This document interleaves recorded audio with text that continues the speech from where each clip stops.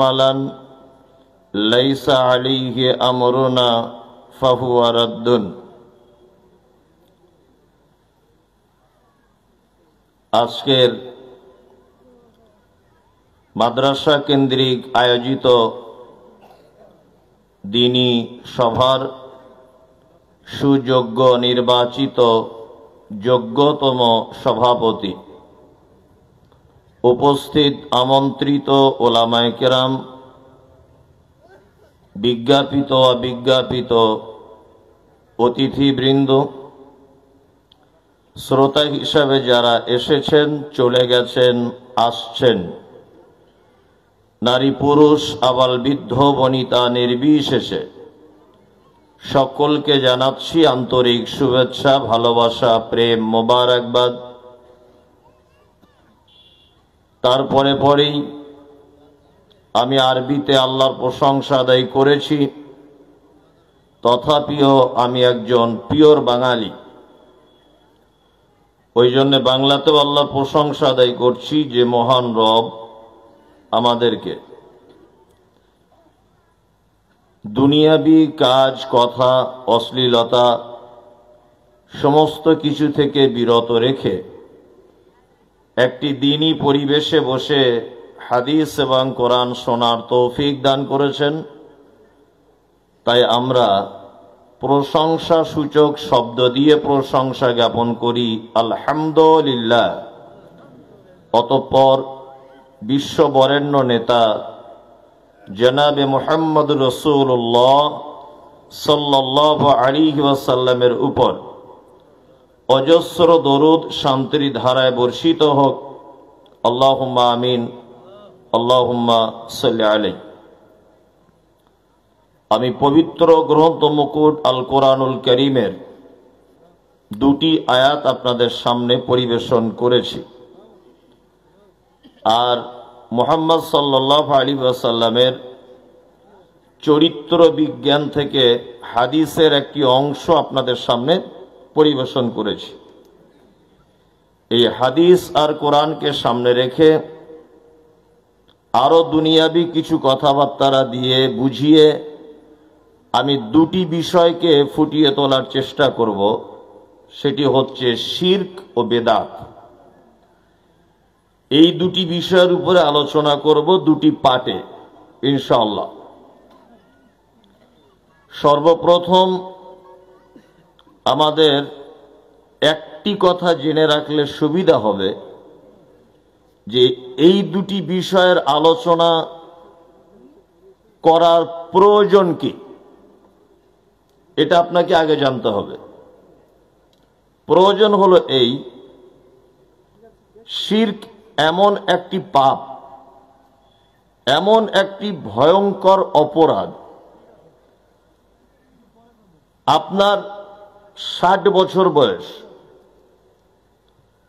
50 বছর বয়স পর্যন্ত আপনার সলাতের নেকি, আপনার যাকাতের নেকি, পরের উপকার করেছেন তার নেকি, একবার হজ করেছেন তার নেকি, 50 বছর পর্যন্ত আপনার আমলনামাতে জমা হয়ে আছে। 50 বছর একদিন যেদিন আপনার বয়স, এই একদিনে আপনি কোনো একটা শিরক করে ফেললেন। যেমন কোনো মাজারে গেলেন, বন্ধু বান্ধবের সাথে একটা চাদর নিয়ে চড়িয়ে দিলেন, বা আপনার স্ত্রী 10-20 বছর বাচ্চা কাচ্চা হয় না, কোনো মাজারে গিয়ে সেজদা করে দোয়া করে দিলেন। এই শিরক যদি আপনি করেন একদিন, তাহলে 50 বছরে আপনার আমল নামাতে যত নেকি ছিল সমস্ত নেকি সাথে সাথে বাতিল হয়ে যাবে, একটাও নেকি আর থাকবে না। শিরক এত বড় পাপ। আর বেদাত একই রকমের, তবে একটু উল্টো। সেটা হচ্ছে যে 50 বছর পর্যন্ত আপনি ভালো আমল করলেন, টোটাফাটা যা পারলেন করলেন, আল্লাহ কবুল করেছে। কিন্তু আপনি যদি 50 বছর একদিন যেদিন আপনার বয়স, সেই দিন যদি আপনি একটা বেদাত যদি করে দেন, তাহলে আপনি ধরে নেন আরো 20 বছর বাঁচবেন, তাই 20 বছরে আর কোন ইবাদত আপনার কবুল করা হবে না। এটা করার কারণে এটা তো মারাত্মক খাতারনাক পাপ। আমি এই দুটি বিষয়ে একটু একটু করে বলি, তাহলে আপনার দেখবেন ভালো না লাগলেও উপকার হবে। প্রথমে শিরকটা বলি। শিরক কাকে বলে? শিরক কাকে বলে? দেখবেন আমরা অনেক সময় পাড়া গ্রামে একটা শব্দ ব্যবহার করি যে এই জমিতে ফজলুল হকের শরিক আছে, বলি না?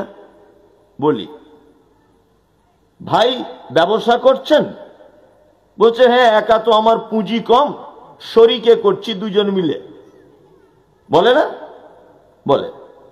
শরিক মানে পার্টনারশিপ, মানে আমি একা পারছি না, আর একজন আমার পার্টনার আছে। এই জমিটাতে আমার 2 বোনের অংশ আছে, বলি না? এই অংশীদার বলি, মানে আরো 2 বোন আমার এই জমিতে পার্টনার আছে অরিস সূত্রে। শিরক শব্দের অর্থ হচ্ছে অংশীদার স্থাপন করা, কাউকে শরিক করে নেওয়া। এটা হচ্ছে শাব্দিক অর্থ। পারিভাষিক অর্থ, আল্লাহ সুবহানাহু ওয়া তাআলার যে ক্ষমতা আছে, এই ক্ষমতা বা এই গুণ আর পৃথিবীর অন্য কারো আছে, এই ধারণা পোষণ করার নাম শিরক। আল্লাহর যে ক্ষমতা আছে, আল্লাহর যে পাওয়ার আছে, এই পাওয়ার পৃথিবীর অন্য কারো আছে, এটা মনে করার নাম শিরক। দ্বিতীয় পর্যায়ে এবার একটা কথা বলি। শিরক করলে আল্লাহ সুবহানাহু ওয়া তাআলা এত রেগে যায় কেন? এত কেন তিনি রেগে যান? আর শিরককারীদেরকে তিনি ক্ষমা করবেন না কেন? আপনি বিয়ে করেছেন, আপনার স্ত্রীর আর আপনার বিবাহিত জীবন 3 মাসের। আপনি একজন কন্ট্রাক্টর, রাজমিস্ত্রির। আপনি বিয়ে যাকে করেছেন, মোহর আপনি দিয়েছেন, শাড়ি আপনি কিনে দিয়েছেন, তার নাকের ফুল ওটা আপনি দিয়েছেন। 3 মাসে হাজারো রকমের উপহার তাকে আপনি দিয়েছেন, তাই না? দেওয়ার পরে আপনার স্ত্রীকে রেখে আপনি দিল্লি চলে গেলেন কাজ করতে। ফোনে কথা টথা হয়, ওইখানে গিয়ে দিল্লিতে 4 মাস ছিলেন। 4 মাস পরে আপনি বাড়ি এসেছেন। বাড়ি এসে আপনার ঘরের দরজাটা খুলে দেখছেন যে আপনার ছোট ভাই আপনার স্ত্রীকে জড়িয়ে ধরে শুয়ে আছে, বা তারা অন্য একটা পরিবেশে দুজনা ঘরের মধ্যে আছে দরজা লাগিয়ে। আচ্ছা বলুন তো, আপনার রাগ হবে কি হবে না? হবে না? হবে, স্বাভাবিক। আর রাগ বা হবেই কেন? ও তো আপন ছোট ভাই, রাগ হবার কথা? কথা মানে যদি হাতে তার ছুরি তলোয়ার কিছু থাকে তা কেটে টুকরো টুকরো করে দিবে। মানে আপনার স্ত্রী কারুর গায়ে হাত দেওয়া তো দূরের কথা, ও যদি অন্য কোনো পুরুষ মানুষের দিকে ফিরে একটু হেসে কথা বলে আপনার রাগ হয়, তাই না? কেন? আপনার স্ত্রী যে সুন্দরী, এই যে তাকে বানানো, তার আকেল, তার সুরাতটা, এটা কে বানিয়েছেন? আল্লাহ। তাহলে ও যে সুন্দরী, এতে আপনার কোনো অবদান আছে না। ওর মুখের ভাষা খুব মিষ্টি, আপনার কোনো অবদান আছে না। ও খুব ভদ্র, ও খুব নম্র, ও খুব লাজুক, ও খুব প্রেমিক, আপনার কোনো অবদান আছে না। আল্লাহ ওকে ওইভাবে বানিয়েছে, তাই না? তাহলে ও আপনার হলো কি করে? ওর সারা শরীরের যা কিছু কার দান? আল্লাহ। এখন আপনারও হলো কি করে? 3,000 টাকা মোহর দিয়েছেন, 2-3 বার কবুল বলেছেন, 2 জন সাক্ষী রেখে, কানের একটা দুল, নাকের একটা ফুল, ওর টোটাল বডিতে আপনার এই অবদান। ভালো করে বুঝবেন, এতটুকু অবদান আপনার থাকার পরে যদি ও কারোর দিকে ফিরে হেসে কথা বললে যদি আপনার জ্বলন ধরে যায়, তাহলে এবার বলুন আপনাকে বানিয়েছে কে? জোরে বলুন আল্লাহ। আপনাকে অক্সিজেন দেয় কে? আপনার যে চোখের পাওয়ার, এটা কার দান? আল্লাহর। মোটর সাইকেলে যদি আপনি 2-4 মাস পর পর সার্ভিস না করেন, দেখবেন চেনগুলোতে জং লেগে যায়, অনেক সময় চেন বড় হয়ে যায়। আপনি যে মেশিন চালিয়ে মাঠে ধান চাষ করেন, ওগুলো যদি গ্রিস মোবিল না করা হয় তাহলে জং লেগে যায়, যায় না?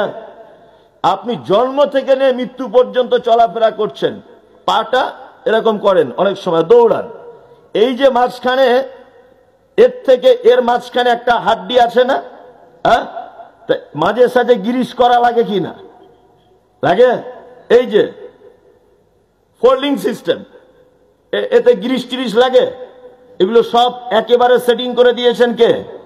রুজি কার খান? চোখের আই পাওয়ারটা কার? মস্তিষ্কের সেলগুলির পাওয়ার কার? আল্লাহ। তার মানে বোঝা যাচ্ছে পৃথিবীতে আপনার বলে কিছু নেই, সব দান কার?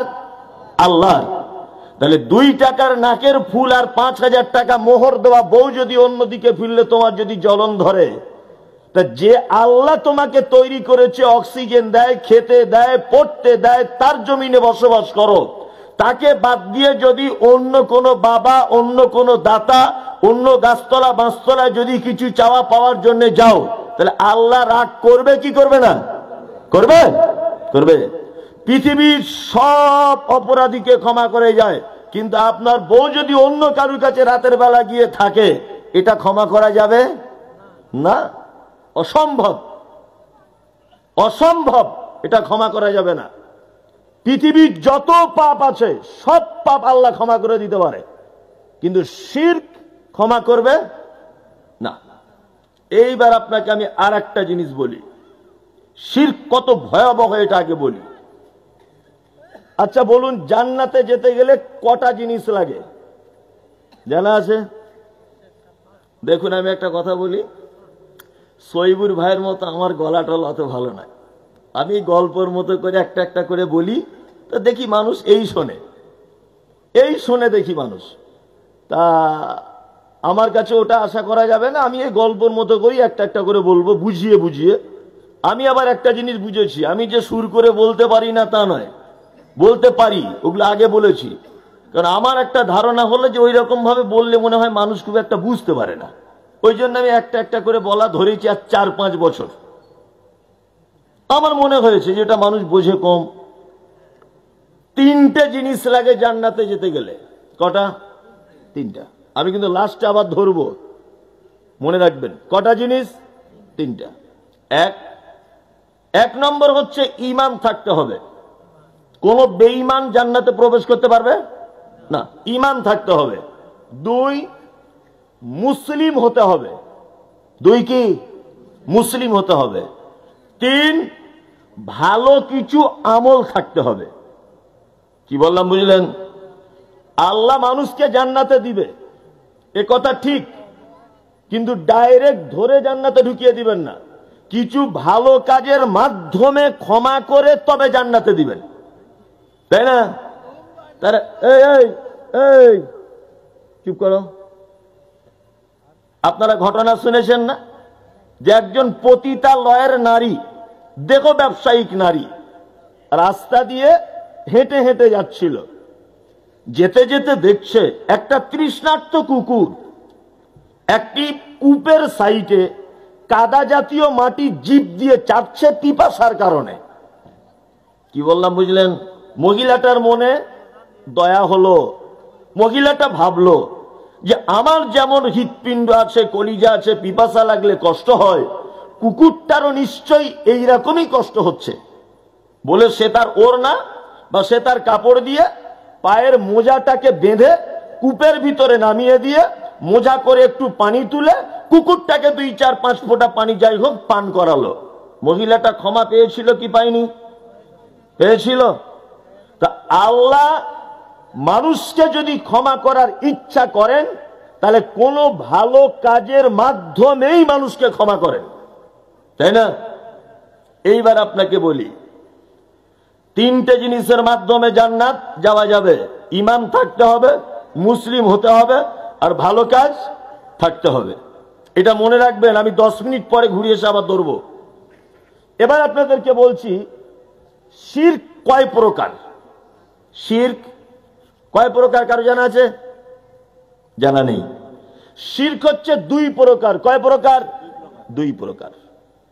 আমি কিন্তু একদম মাদ্রাসায় আমি ছাত্রদের যেমন ক্লাস করি, বোঝাই বোর্ডে, আপনাকে ওইভাবে বোঝানোর চেষ্টা করছি, কারণ আপনার তো মাদ্রাসায় ভর্তি হওয়ার সময় নেই, আছে সময় নেই, তো অন্তত আমার এই ক্লাসটা আপনারা করুন, যদি আপনাদের উপকার হয়। এক হচ্ছে বড় শিরক, শিরক আকবার। 2 ছোট শিরক। 2 ছোট শিরক।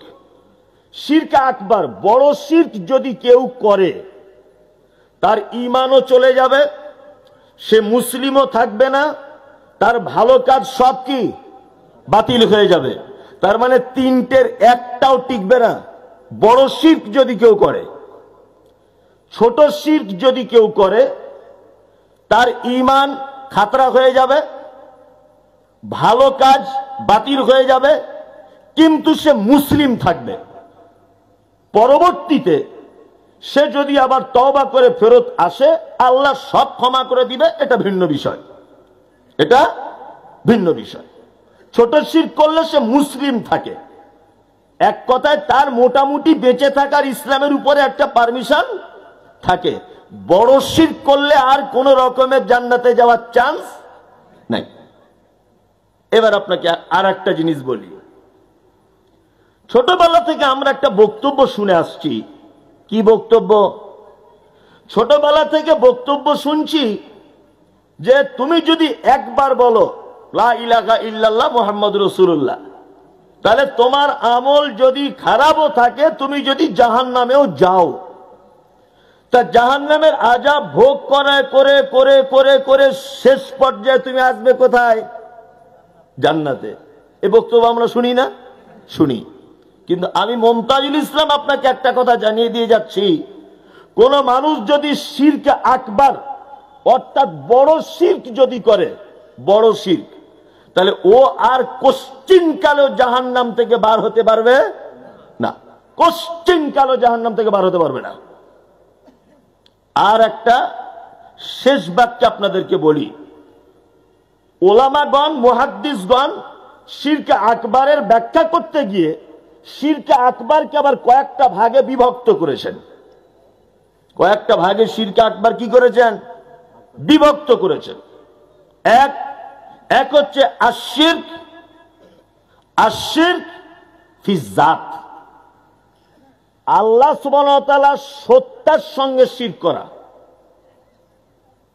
আল্লাহ কয়জন? আল্লাহ সম্পর্কে ধারণা নেই আপনার। খুব ভালো করে একটা জিনিস বলে দিচ্ছি, আল্লাহ একজন যদি বলেন, এইটাতেও শিরকের গন্ধ আছে, এই শব্দটাতেও। যদি বলছেন এই তো ভয়ঙ্কর ব্যাপার, সারা জীবনে আল্লাহ একজন, এটা শুনে এলাম, আপনি বলছেন এই কথাতেও শিরক। ইয়েস, এই কথাতেও শিরক আছে।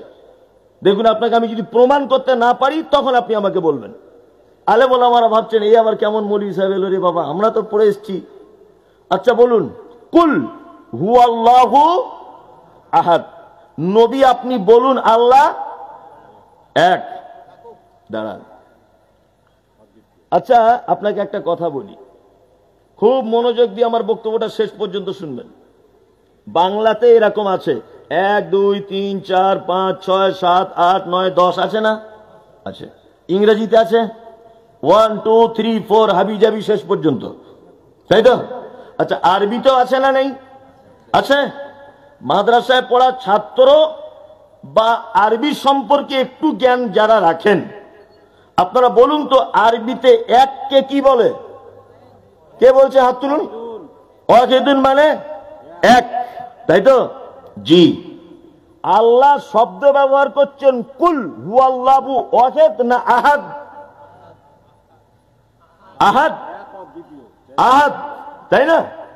দাঁড়ান দাঁড়ান, অত বকলে হবে না, আমি তো বলছি, আপনি শুধু শুনবেন। কুল হুয়াল্লাহু আহাদ। তাহলে আরবিতে এককে কি বলে? ওয়াহিদ। আল্লাহ শব্দ ব্যবহার করছে কি? আহাদ। তাহলে ওয়াহিদ মানেও এক, আহাদ মানেও এক না। আসমান জমিন ডিফারেন্স, আসমান আর জমিন তার থেকে বেশি ডিফারেন্স। এইটার ব্যাখ্যা যদি আপনি দেখেন, বাংলাদেশের প্রখ্যাত আলেম আল্লামা দিলওয়ার হোসেন সাইদি, উনি মারা গেছেন, আল্লাহ ওনাকে জান্নাতের উচ্চ মাকাম দান করুক, বলুন আমিন। উনি এইটা আহাদ আর ওয়াহিদের ব্যাখ্যা করেছেন 32 পৃষ্ঠারের, আহাদ আর ওয়াহিদের। আমি ওনার বই থেকে পড়ে তবে আপনাকে ব্যাখ্যাটা করছি, তার আগে নয়। দেখুন, আমরা কখনো কখনো বোর্ডে লিখি 1 থেকে 10 পর্যন্ত, লিখি না? লিখি। আমি এখানে 1 লিখলাম, আমার দিকে ফিরুন 1, তার পাশে দিলাম 5, হলো কত বলুন?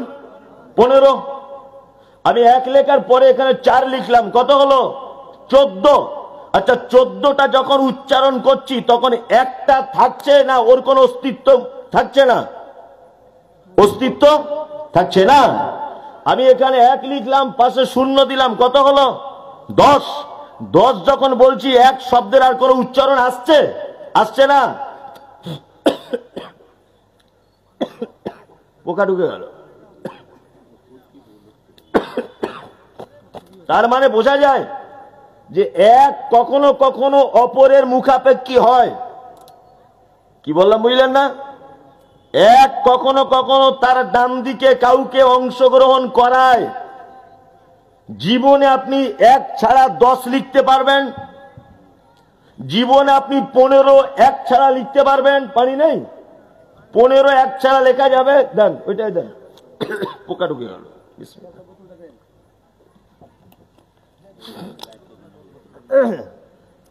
এই লাইটটা খুলে দিলেই হয়ে যাবে। যাই হোক, তার মানে এক কখনো কখনো অপরের মুখাপেক্ষী কি হয়। এই যে সংখ্যায় আমরা লিখি 1, এইটাতে আরবিতে বলে ওয়াহিদ। ওয়াহিদ এমন এক যে এক কখনো কখনো পরিবর্তন হয়, অপরের মুখাপেক্ষী হয়। আল্লাহ শব্দ ব্যবহার করছে কুল হুয়াল্লাহু আহাদ। নবী আপনি বলুন আল্লাহ একক। আল্লাহ কি একক? আল্লাহ এক এটা নয়, আল্লাহ একক। একক মানে কিয়ামত পর্যন্ত যার আর কোনদিন দ্বিতীয় কোন পক্ষ আসার সম্ভব না, নাই। কোনদিন দ্বিতীয় কোন পক্ষ সম্ভব না, নাই। ওই জন্য আল্লাহ সুবহানাহু ওয়া তাআলা শব্দ ব্যবহার করেছেন কুল হুয়াল্লাহু আহাদ। আশ-শিরকু ফিজ-যাত। আপনারা জানেন যে খ্রিস্টান ভাইদের বিশ্বাস হচ্ছে আল্লাহ 3 জন। খ্রিস্টানদের বিশ্বাস আল্লাহ কতজন? 3 জন।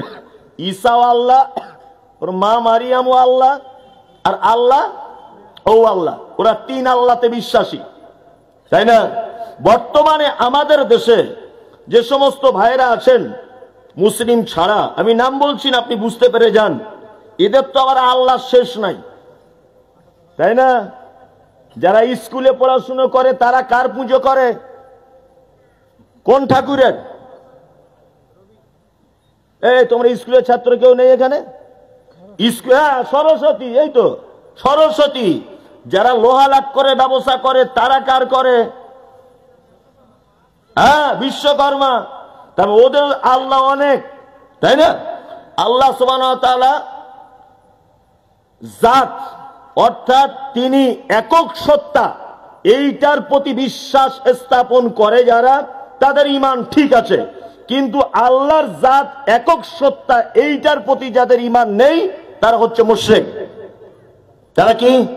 মুশরিক। তার মানে আমাদেরকে আল্লাহ জাত সম্পর্কে ঈমান ঠিক রাখতে হবে।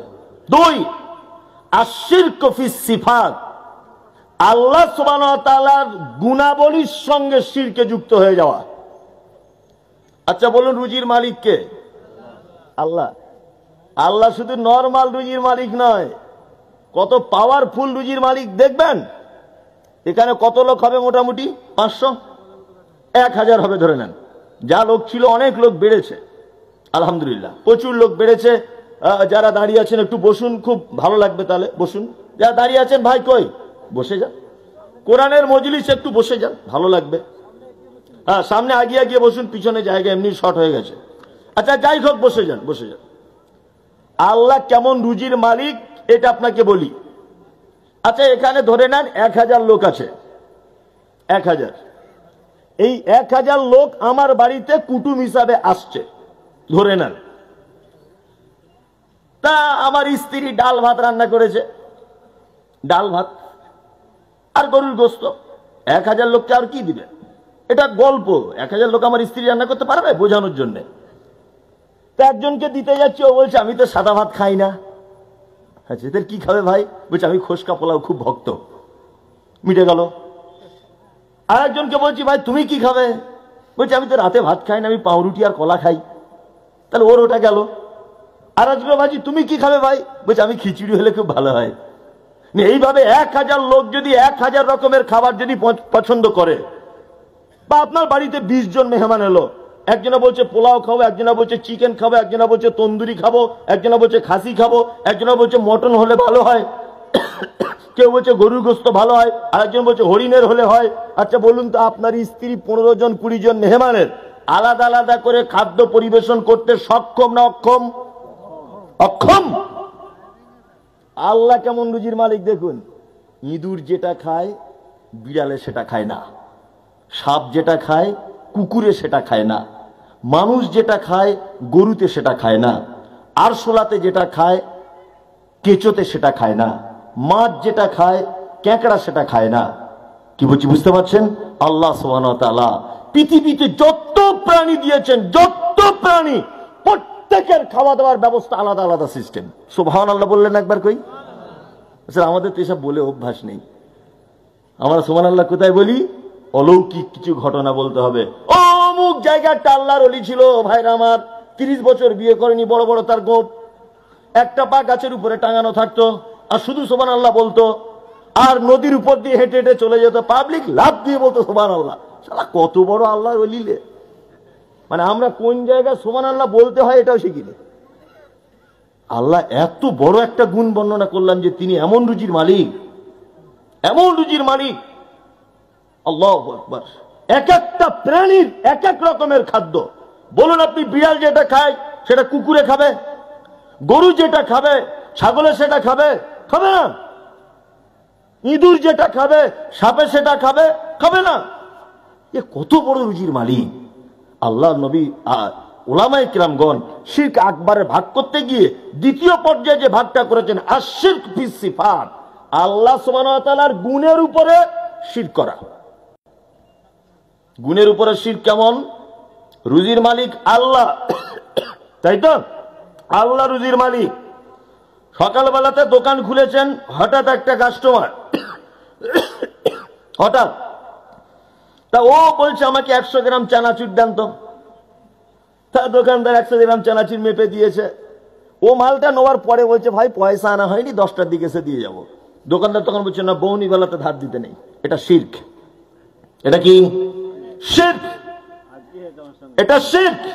কারণ আল্লাহ যে রুজির মালিক এই বিশ্বাস তার থাকছে না। নতুন দোকান করেছেন, বেচা কেনা কম হচ্ছে, হুজুরদের কাছে তাবিজ এনে পাল্লার তলাতে দিয়ে রেখেছেন লাল সুতো দিয়ে বেঁধে। এটা কি শিরক? চলবে না। রুজি কার পক্ষ থেকে আসে? আল্লাহর পক্ষ থেকে আসে। আল্লাহর সিফাতের যদি ব্যাখ্যা বিশ্লেষণ করা যায় তাহলে তো অবাক করা ব্যাপার হয়ে যাবে। আল্লাহু আকবার। আল্লাহ সিফাত এর আবার অনেক ব্যাখ্যা বিশ্লেষণ। আল্লাহ সিফাতের অনেক কি ব্যাখ্যা বিশ্লেষণ। আমি ছোট্ট করে একটা সিফাত আপনাদেরকে আমি দেখাই। একটা সিফাত এক।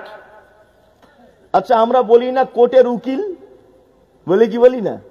বলি। এই উকিল শব্দটা কি শব্দ জানেন? কোন ভাষা জানেন? নাই তো? তাহলে আপনি জেনে নেন।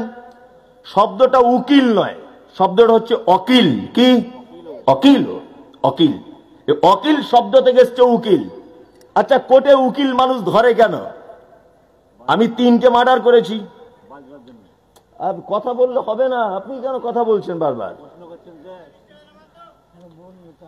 আরে ওটা বক্তব্যের একটা ধারা, আপনি বসে থাকুন, আপনি কেন কথা বলছেন?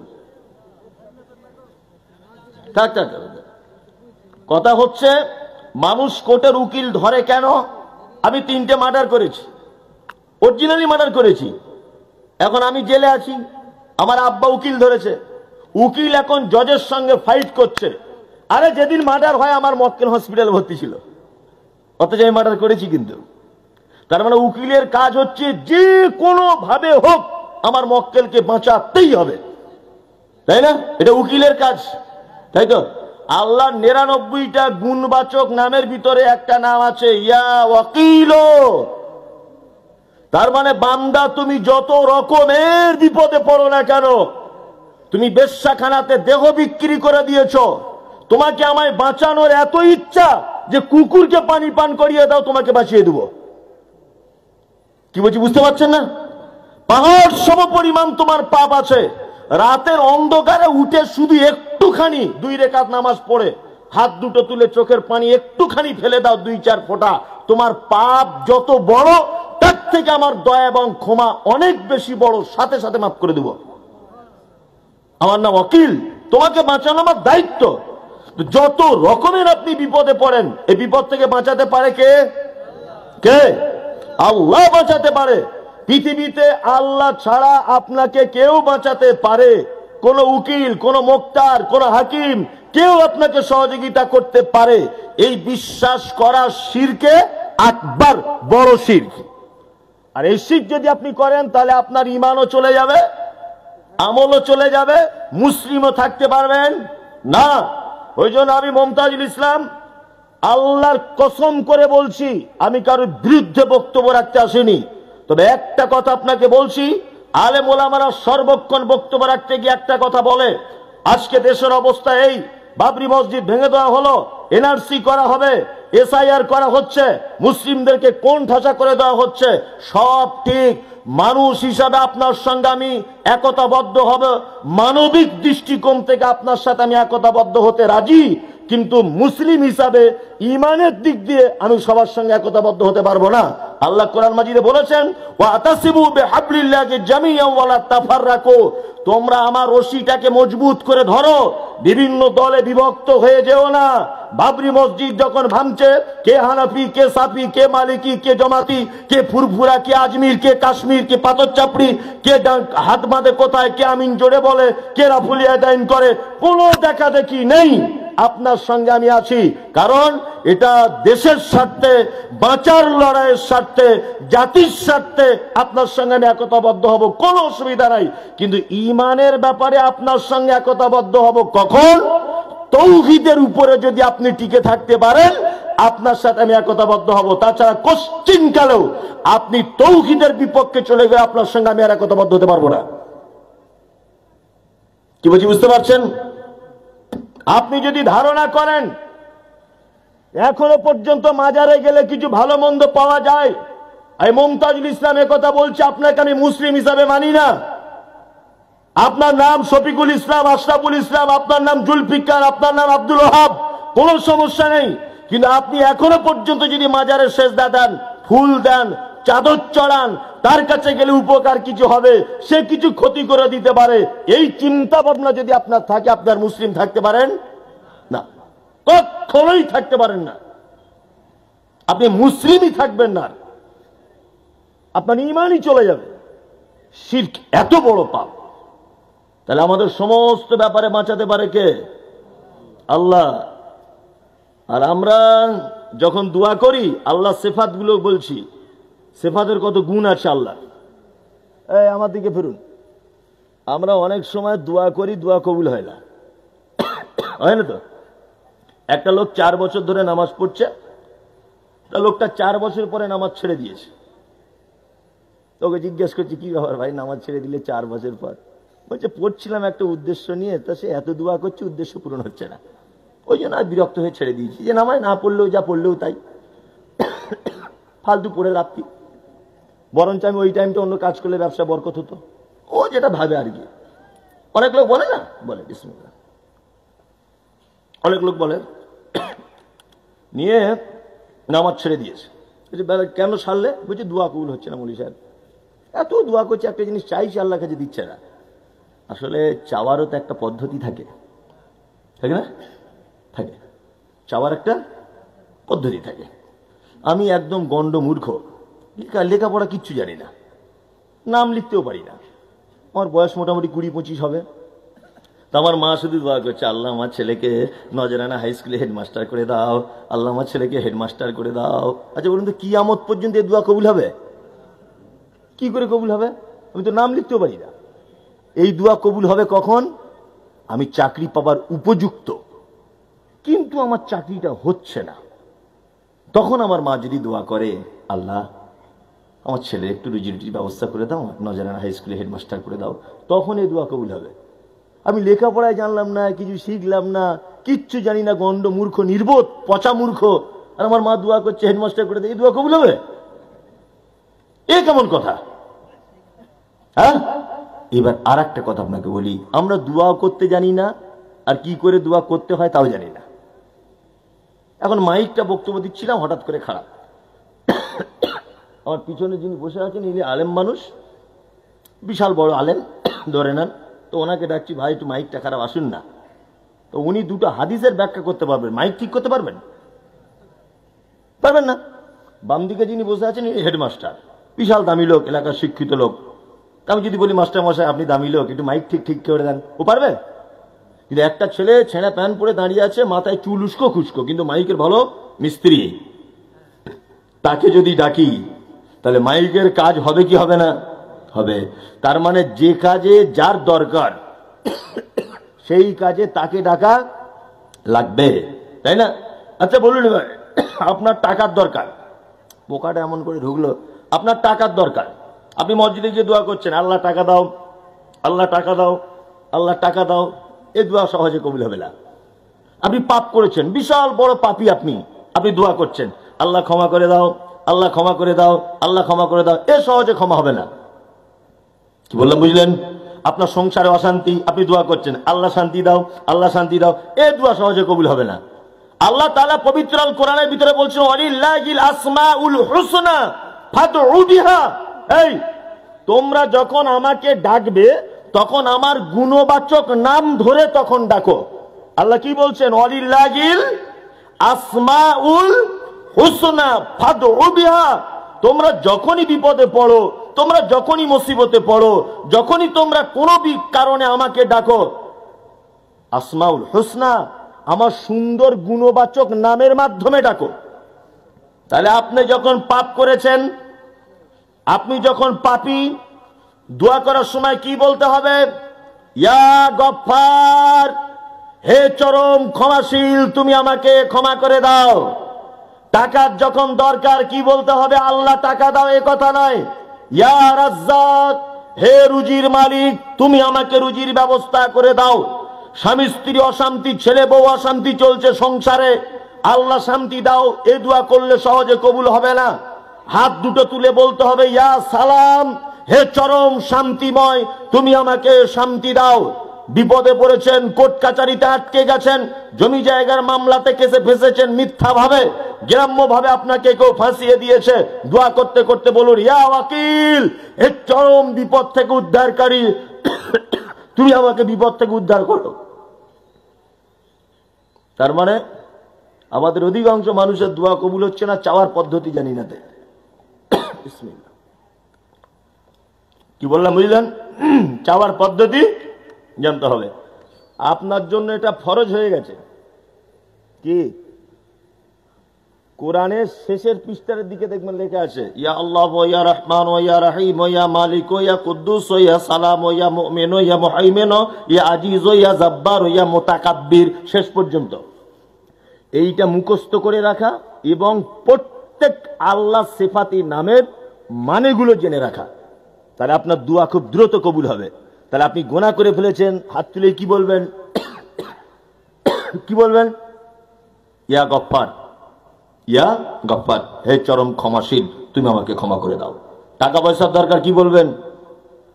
ইয়া রাজ্জাক, হে রুজির মালিক, তুমি আমার অর্থে বরকত দাও, তাই না? আল্লাহকে এটা বলতে হবে। এবার আপনাদেরকে একটা কথা বলি, আল্লাহ সুবহানাহু ওয়া তাআলার সিফাতের উপরে মানুষের শিরক আছে না নেই? আছে, বহু। একটা একটা করে বললে তো শেষ হবে না। আল্লাহ সুবহানাহু ওয়া তাআলার উলামায়ে কিরামগণ শিরক আকবরের তৃতীয় একটা ভাগ করেছেন, আশ-শিরক ফিল হুকুক। চোর নারী হোক, চোর পুরুষ হোক, তার হাত কেটে নিতে হবে। কি হলো? তার হাত কেটে দিতে হবে। এখন এই যে আইন যদি কেউ পরিবর্তন করে বলে হাত কাটা যাবে না, পা দুটো কাটতে হবে, তাহলে সে ঠিক করবে না ভুল করবে? ভুল। এক কথা, আল্লাহ সুবহানাহু ওয়া তাআলা মুসলিমদের চলার জন্য যে বিধান দিয়েছেন আল কোরআন, কোরআনের আইন যদি কেউ পরিবর্তন করে এটা শিরকে আকবর, বড় শিরক, বড় শিরক। আর একটা শিরক, আশ-শিরক ফিল আকীদা, বিশ্বাসগত শিরক, এটা শিরক আকবর। বিশ্বাসগত শিরক মানে বুঝেন তো? আপনাদের এলাকাতে আছে, বলছে বৃহস্পতিবারের দিন বাঁশ কাটতে নেই, বলে। হ্যাঁ, নতুন বাচ্চা হয়েছে, আতুর ঘরের মহিলাটা বার হতে গেলে বলছে লোহা, হালকা একটু লোহা হাতে করে নিয়ে বার হতে হবে, এ কথা বলে? বলে। বলছে রাতের বেলাতে, বলছে রাতের বেলা কোনো গাছের ফল পাড়তে নেই, বলে। বাজার থেকে গরু কিনে আনলে বলছে পায়ে একটু পানি দিয়ে তবে ঘরে ঢোকাতে হয়, বলে। বলছে জুতো পরে ধানের উপর দিয়ে হাঁটতে নেই, বলে। আমাদের পাড়া গ্রামের মায়েরা বলে ভাতের হাঁড়িতে পা লাগাতে নেই, বলে। বলে। এগুলো বিশ্বাসগত শিরক।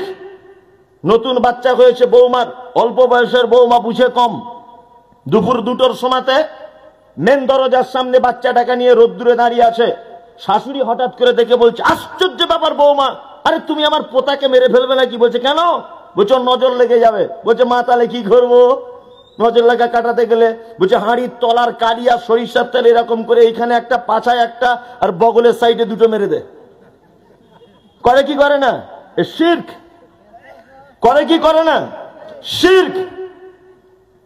এটা শিরক, কারণ এটা বিশ্বাসগত শিরক। গাড়ি চালাতে চালাতে ড্রাইভার এত জোরে ব্রেক মেরেছে, প্যাসেঞ্জারের কপাল ফুলে গেছে। আরে ভাই কি হলো? বলছে একটা বিড়াল চলে গেল। আরে বিড়াল তো নিজেই বাঁচার জন্য ছুটছে, ও তোমার কি ক্ষতি করবে? এগুলো কি বিশ্বাসগত শিরক? বিশ্বাসগত শিরক যে কত আছে, হাজার হাজার বিশ্বাসগত শিরক আছে, আছে না নেই? আরো অনেক শিরক আছে। শিরক আকবরে অনেক ভাগ, আরো তার মধ্যে আর একটা ভাগ কি? আর একটা ভাগ হচ্ছে যে আল্লাহ সুবহানাহু ওয়া তাআলা যে বিধানগুলো দিয়েছেন, কোন মানুষ যদি ইচ্ছাকৃতভাবে সেই বিধানকে ভালো মনে না করে দুনিয়াবি মানুষের রচিত কোন বিধানকে যদি ভালো মনে করে, সেটাও শিরক। কত যে শিরক আছে। এই যে যেমন তাবিজ, আপনাদের এখানে চলে না এগুলো, তবে এখন এখানে খোঁজ করে দেখুন 20 থেকে 50 জন লোকের হাতে পাবেন আপনি, যতই আহলে হাদিস গ্রাম হোক আর পণ্ডিতের গ্রাম হোক, আছে না নেই? এখনই চেক করুন আপনি, মহিলারা যত আছে, যত বাড়িতে বাচ্চা আছে, প্রায় বাচ্চার দেখবেন আপনি লাল সুতো কালো সুতো মারা আছে, আছে না নেই? বিশ্বাসগত শিরক এগুলো। আরে একটা ছেলে যুবক লাল সুতো হাতে বেঁধে ঘুরছে, তো বলছে এটা বাঁধলে কেন? বলছে এটা আজমিরের সুতো, ওতে কুকুরে পেচ্ছাপ করে ওই সুতোতে। ও আজমিরে গেল কি করে? আজমিরে কি ঝুট মিল আছে? হুগলির ঝুট মিলে তৈরি হয়, লাল কালার হয়ে আজমিরে যায়, ওইখান থেকে বরকতে সুতো হয়ে বাড়ি আসে। কিছুই নেই, ওটা বিশ্বাসগত শিরক। কি বলছি বুঝতে পারছেন? আপনি এমনি একটা আংটি কিনে পড়ুন, লোহার পড়ুন, চাঁদির পড়ুন, হীরের পড়ুন, মনির পড়ুন, মুক্তার পড়ুন, কোনো সমস্যা নেই, শুধু সোনা পড়তে পাবেন না। এমনি একটা আংটি পড়ুন, সমস্যা নেই। কিন্তু যখনই আপনার ওই আংটির উপর এই বিশ্বাস আসবে যে এই আংটি পড়লে পেচ্ছাপ করায় না বিছনে, পিচ্ছাপ করা থেকে বিরত থাকে, এটা শিরক। কি বলছি বুঝতে পারছেন? এই আংটিটা পড়লে আমার বউ অন্য কারো দিকে আর দেখবে না, আমাকে নিয়ে পাগল হয়ে থাকবে, এটা কি? শিরক। মানে ওর উপরে আপনি ভালো মন্দ কিছু ডিফেন্ড করতে পারবেন না। আল্লাহ নবী সাল্লাল্লাহু আলাইহি ওয়াসাল্লামের কাছে 10 জন লোক এসেছে বাইয়াত হতে, অর্থাৎ ইসলাম গ্রহণ করতে। আল্লাহ নবী সাল্লাল্লাহু আলাইহি ওয়াসাল্লাম 9 জনকে ইসলামের ভিতরে ঢুকিয়ে নিলেন কলেমা পড়িয়ে, একটা লোককে ঢোকালেন না। তো ওই 9 জন তখন বলছেন, আল্লাহর নবী, আমরা যে একটা দল এলাম, একটা গ্রুপ করে এলাম, 10 জনাই ইসলাম কবুল করব বলে আপনি আমাদের 9 জনকে ইসলামের ভিতরে ঢুকিয়ে নিলেন, আর এইকে কেন বাদ দিলেন? আল্লাহ নবী সাল্লাল্লাহু আলাইহি ওয়াসাল্লাম তখন বলছেন, এই শোনো, ওর গলাতে দেখো তাবিজ ঝুলছে। আরে কোন গেলাসের তলাতে যদি ফুটো করে দেওয়া হয় আর উপর থেকে যদি পানি ঢালা হয়, জীবনে পানি দাঁড়াবে? দাঁড়াবে না। আল্লাহর নবী বোঝাতে চাইছেন, ওকে যদি এখন কলেমা আমি বলে দিই, তাহলে ও যে শিরক, অর্থাৎ ওর ঈমান চলে যাবার ফুটো হয়ে আছে, তাবিজ আছে মানে কি বলছি বুঝতে পারছেন? ওর ঈমান ফুটো হয়ে আছে, কলেমা টিকবে না। এই জন্য আল্লাহ নবী সাল্লাল্লাহু আলাইহি ওয়াসাল্লাম বলছেন, ও তাবিজ খুলে ফেলুক, তারপর ইসলামের ভিতরে আসুক। তার মানে এটা একটা মারাত্মক বড় শিরক, মারাত্মক বড় শিরক। মানে আল্লাহকে তামিমাতান ফাকাদ আশরাকা, লাল সুতো কালো সুতো ধাগাটাকে এগুলো বাঁধা কি শিরক? আশ্চর্য ব্যাপার। আল্লাহ কোরআন মাজিদে বলেছেন, উনাজ্জিলু মিনাল কোরআন মা হুয়া শিফা, কোরআন নাজিল করেছি মোমেনদের আরোগ্যের জন্য। মোমেনদের কিসের জন্য? আরোগ্যের। মোমেনদের অনেক কল্যাণ আছে, এর ভিতরে অনেক ঔষধ আছে। সূরা ফাতিহা প্রতিটা রোগের ঔষধ, এটা জানা আছে? বাড়িতে বাচ্চা কাঁদছে হঠাৎ করে রাতের বেলা, কি করবেন? এর ঔষধ কোরআন মাজিদে আছে। সূরা বাকারা তেলাওয়াত করবেন, না হলে বাকারা একেবারে পুরো না করতে পারলেও শেষের দিকের যে আয়াতগুলো আছে, লিল্লাহি মা ফিস সামাওয়াতি ওয়া মা ফিল আরদ, এই আয়াতটা তেলাওয়াত করবেন শেষ পর্যন্ত। তাহলে আপনার বাড়িতে আর শয়তান প্রবেশ করতে পারবে না। আপনার মাল টাল বাড়িতে চুরি হয়ে যাচ্ছে, তাই তো মাঝে মধ্যে হয়। আল্লাহ নবী সাল্লাল্লাহু আলাইহি ওয়াসাল্লাম বলেছেন, কোন মানুষ যদি ঘুমানোর আগে আয়াতুল কুরসি পড়ে যদি ঘুমায়, তাহলে তার মাল আর কোনোদিন কেউ চুরি করতে পারবে না। তার মাল দায়িত্ব সিকিউরিটি নেবেন কে? আল্লাহ। আল্লাহ সিকিউরিটি দায়িত্ব নিচ্ছেন। তা আল্লাহ মোমেনদের কোরআন কল্যাণের জন্য, উপকারের জন্য, আরোগ্যের জন্য অবতীর্ণ করেছেন তেলাওয়াতের মাধ্যমে। কোরআন তেলাওয়াত করলে তার বরকতে আপনি সুস্থ থাকবেন।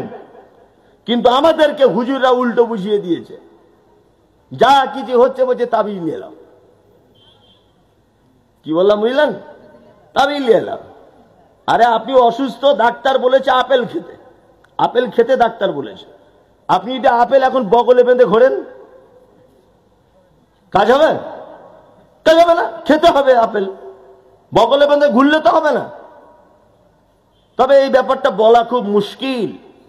আমি এই বক্তব্যটা অনেকদিন আগে একবার লালগোলাতে দিয়েছিলাম, অনেকদিন আগে। সেদিন লালগোলাতে আমার প্রোগ্রাম ছিল। তা ট্রেনে উঠে আসছি, তা একজন মহিলা আমার সামনে বসে আছে। মহিলাটা মুসলিম মহিলা। ট্রেনে করে তখন গাড়ি টাড়ি ছিল না। তা মহিলাটার এখানে তাবিজ, এখানে তাবিজ, মানে হাবি জাবি গলাতে তাবিজ ভর্তি।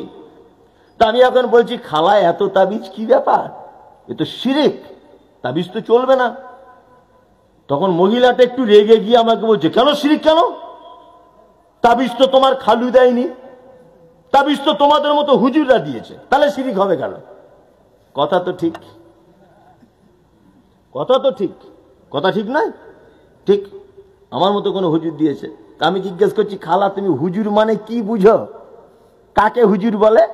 তো কেন পাঞ্জাবি পরে থাকে, টুপি থাকে, দাড়ি থাকে, এ হুজুর? আচ্ছা, খালু কি করে? খালু কি করে? তো বলছে তোমার খালু চাষবাস করে, ধান করে, চাষ। বলছে হ্যাঁ, বছরে আমাদের প্রায় 20-30 বস্তা ধান হয়। ভালো চাষি তো। তাহলে ধান মাঠ থেকে এনে বাড়িতে ঝাড়ার পরে বস্তা ভর্তি করে নেন, না ওই ধানটা আবার পাকার হাওয়াতে দিয়ে, আগেকার দিনে সে কুলো দিয়ে ধান ভালো করে পরিষ্কার করে? বলছে হ্যাঁ পরিষ্কার করে, তবে বস্তায় ভর্তি করে। পরিষ্কার করার সময় যেগুলো বাদ পড়ে ওগুলোর নাম কি? পাতান।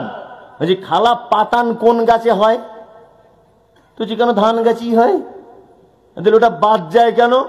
বলছে ভিতরে চাল থাকে না, এই জন্য বাদ চলে যায়। তুমি তো বেশ ভালোই বোঝো।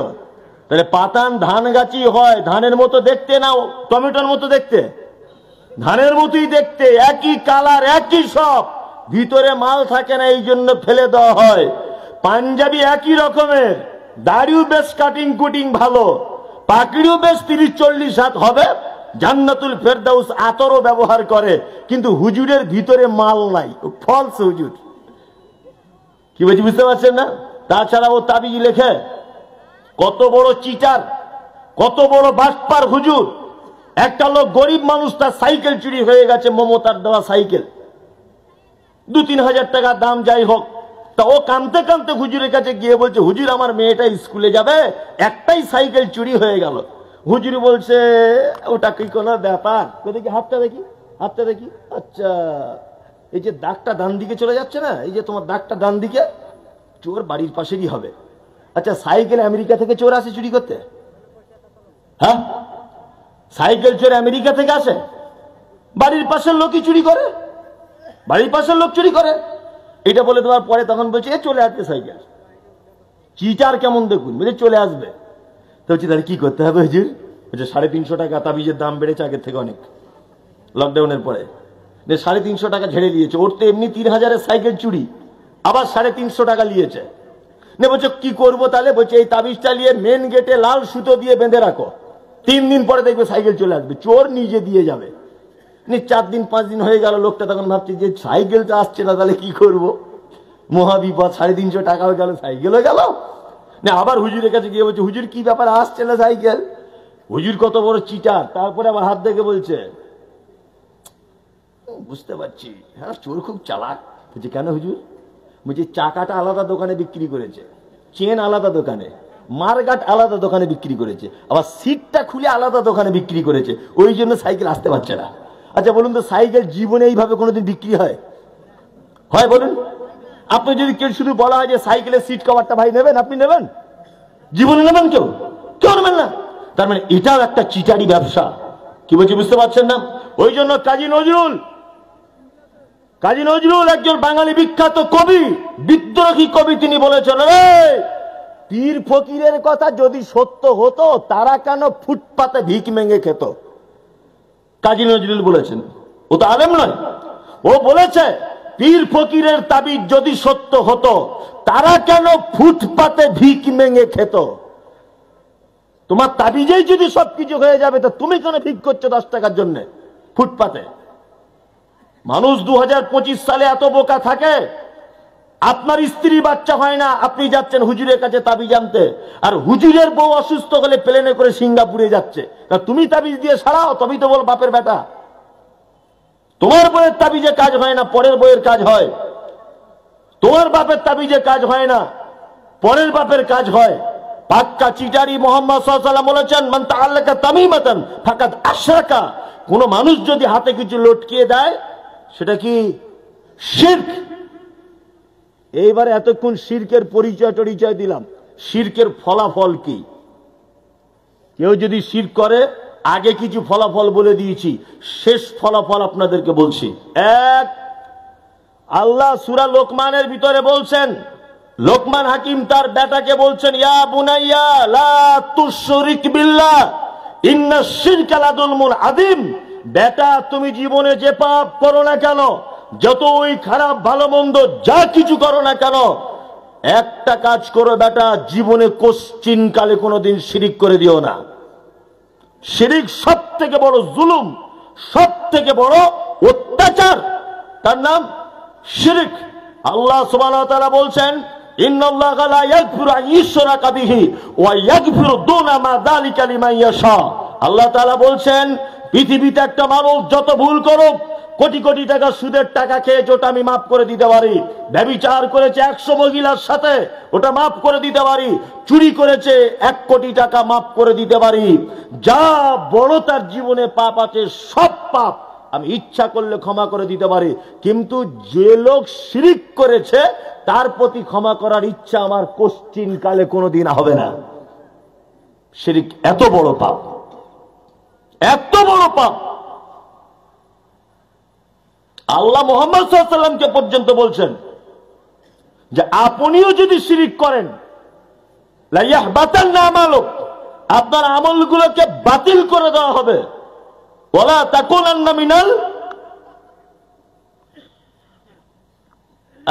ভুলে যাচ্ছি, মিনাল খাসিরিন। আর আপনি নিজেও ক্ষতিগ্রস্তদের অন্তর্ভুক্ত হবেন। কি বলছি বুঝতে পারছেন না? তার মানে মুহাম্মদ সাল্লাল্লাহু আলাইহি ওয়াসাল্লামকেও পর্যন্ত আল্লাহ তাআলা বলছেন, আপনি যদি শিরিক করেন লা ইয়াহবাতান্না আমালুক, আপনার আমলগুলোকে বাতিল করে দেওয়া হবে। ওয়ালা তাকুনান্না মিনাল খাসিরিন, আপনি ক্ষতিগ্রস্তদের অন্তর্ভুক্ত হয়ে যাবেন। পৃথিবীর সব থেকে দামি মানুষ মুহাম্মদ সাল্লাল্লাহু আলাইহি ওয়াসাল্লামের ব্যাপারে যদি আল্লাহ এ কথা বলে, তাহলে আপনার আমার মতো চুনোপুটি লোক শিরিক করে আর টিকে থাকতে পারে? পারে না, কখনোই পারে না। এইবার আপনাদেরকে শিরকের ব্যাপারটা আমি একটুখানি ভাবালাম। এইবার আর একটা কথা বলি। আচ্ছা, শিরিক যারা করে, শিরকে আকবার, বড় বড় যারা শিরক করে, তারা কি, তাদের উপাধি কি? মুশরিক। তাদের উপাধি মুশরিক।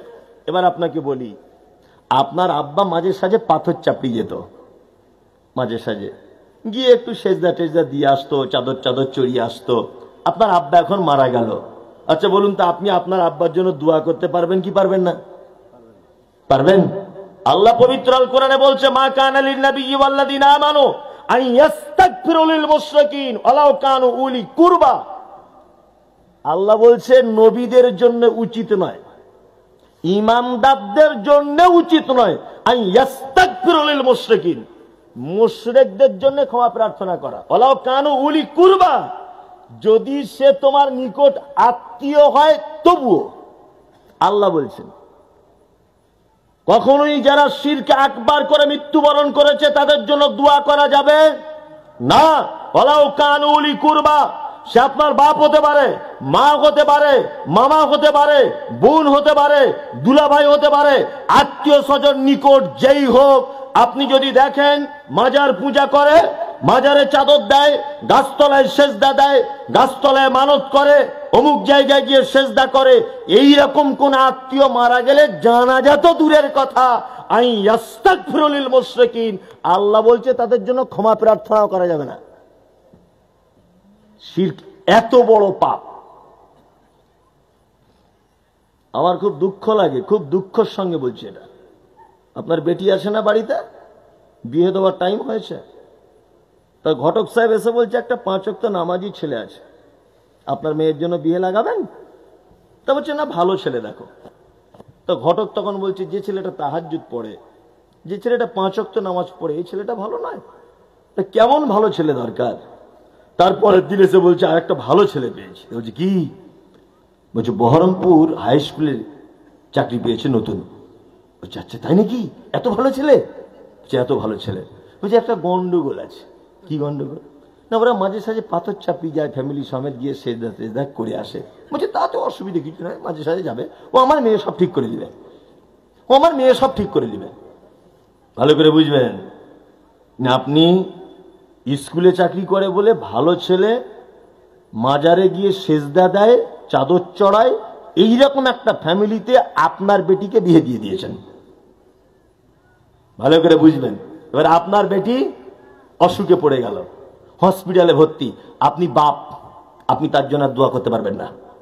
আপনার দোয়া করা নিষেধ, আর আপনি তার জন্য দোয়া করলেও আপনার ইমানের খাতরা হয়ে যাবে। আল্লাহ তাআলা বলছেন আল্লাহ কানু উলি কুরবা, যে শিরকে আকবার করে, বড় শিরিক যারা করে, সে তোমার নিকট আত্মীয় হোক, তোমার মা হোক, তোমার স্ত্রী হোক, যে কেউ হোক, তার জন্য তুমি আর ক্ষমা প্রার্থনা করার সুযোগ রাখো না। ওই জন্য বেটা বেটি অন্তত পক্ষে বিয়ে দেওয়ার সময় এতটুকু জানবেন যে তারা শিরকে আকবারের মতো বড় শিরকের সঙ্গে যুক্ত আছে কিনা। যদি থাকে, সালাম আলাইকুম রহমতুল্লাহ, আমি আসছি, আমার মেয়ে দেবো না। কি বলছি বুঝতে পারছেন তো? শিরক কত বড় পাপ। তাহলে শিরক সম্পর্কে আপনাদেরকে আমি একটু কি ভাবালাম। এবার একটা জিনিস নিয়ে ভাবাই, বেদাত। কি বেদাত? বেদাত বুঝেন তো? হ্যাঁ, সবাই বুঝেন। আবার আমি যখন বলবো ধরবো, কেউ বুঝে না। অথচ এমনি সবাই বুঝে, তাই না? প্রথমে আপনারা জেনে যান এটা যে বেদাত শব্দের অর্থ কি, এটা আগে প্রথম জানুন। বেদাত শব্দের অর্থ হচ্ছে নতুন কিছু আবিষ্কার করা, এটা শাব্দিক অর্থ। কি বললাম বুঝলেন? পারিভাষিক অর্থ হচ্ছে এই, ইসলামে যার কোনো নমুনা নেই, যার কিছু প্রমাণ পাওয়া যায় না, কি বললাম, যার কোনো দলিল নেই, অথচ সেটা মানুষ ইবাদত মনে করে, তার নাম বেদাত। নেকির উদ্দেশ্যে করে, তার নাম বেদাত। বেদাত মানে তার কোনো নমুনা নাই। কোরআন মাজিদে আয়াত নেই, বাদিউস সামাওয়াতি ওয়াল আরদ, আল্লাহ আসমান এবং জমিনকে তৈরি করেছেন কোন রকমের নমুনা ছাড়া, কোন নমুনা ছাড়া। এই যে পানির বোতল আর এই যে বোতলটা, আমার দিকে দেখুন, এই যে দুটো বোতল, নিশ্চয়ই কেউ কাউকে দেখে নকল করে তবে তৈরি করেছে যে এইরকম বোতল হলে পানি ভরা যাবে, তাই না? কিন্তু আল্লাহ সুবহানাহু ওয়া তাআলা বলছেন বাদিউস সামাওয়াতি ওয়াল আরদ, আমি আসমান এবং জমিনকে সৃষ্টি করেছি কোনো নমুনা ছাড়াই, কাউকে না দেখে, কারো কাছে কোনো পরামর্শ না নিয়ে, কোনো জিনিসকে না দেখে অনুভব করে এমনিতেই তৈরি করে দিয়েছি। জলসার হলো না, পোকায় ডিস্টার্ব করে দিচ্ছে। বিসমিল্লাহ।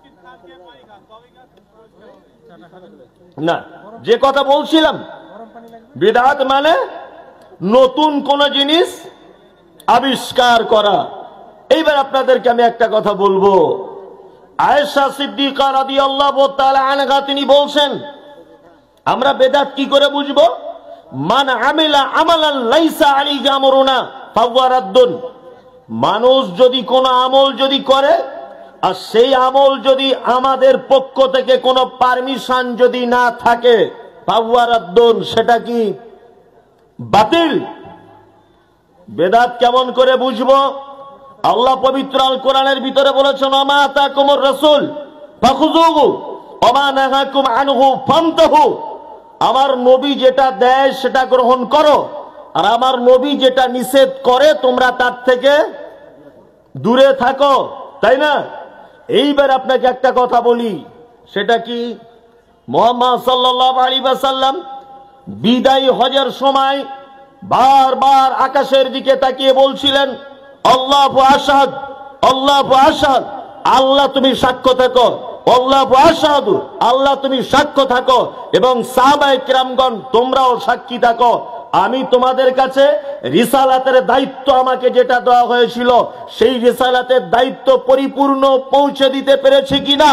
এইখানে কোরআনে একটা আয়াত অবতীর্ণ হলো, আল ইয়াউমা আকমালতু লাকুম দীনাকুম ওয়া আতমামতু আলাইকুম নি'মাতি ওয়া রাযীতু লাকুমুল ইসলাম দীনা।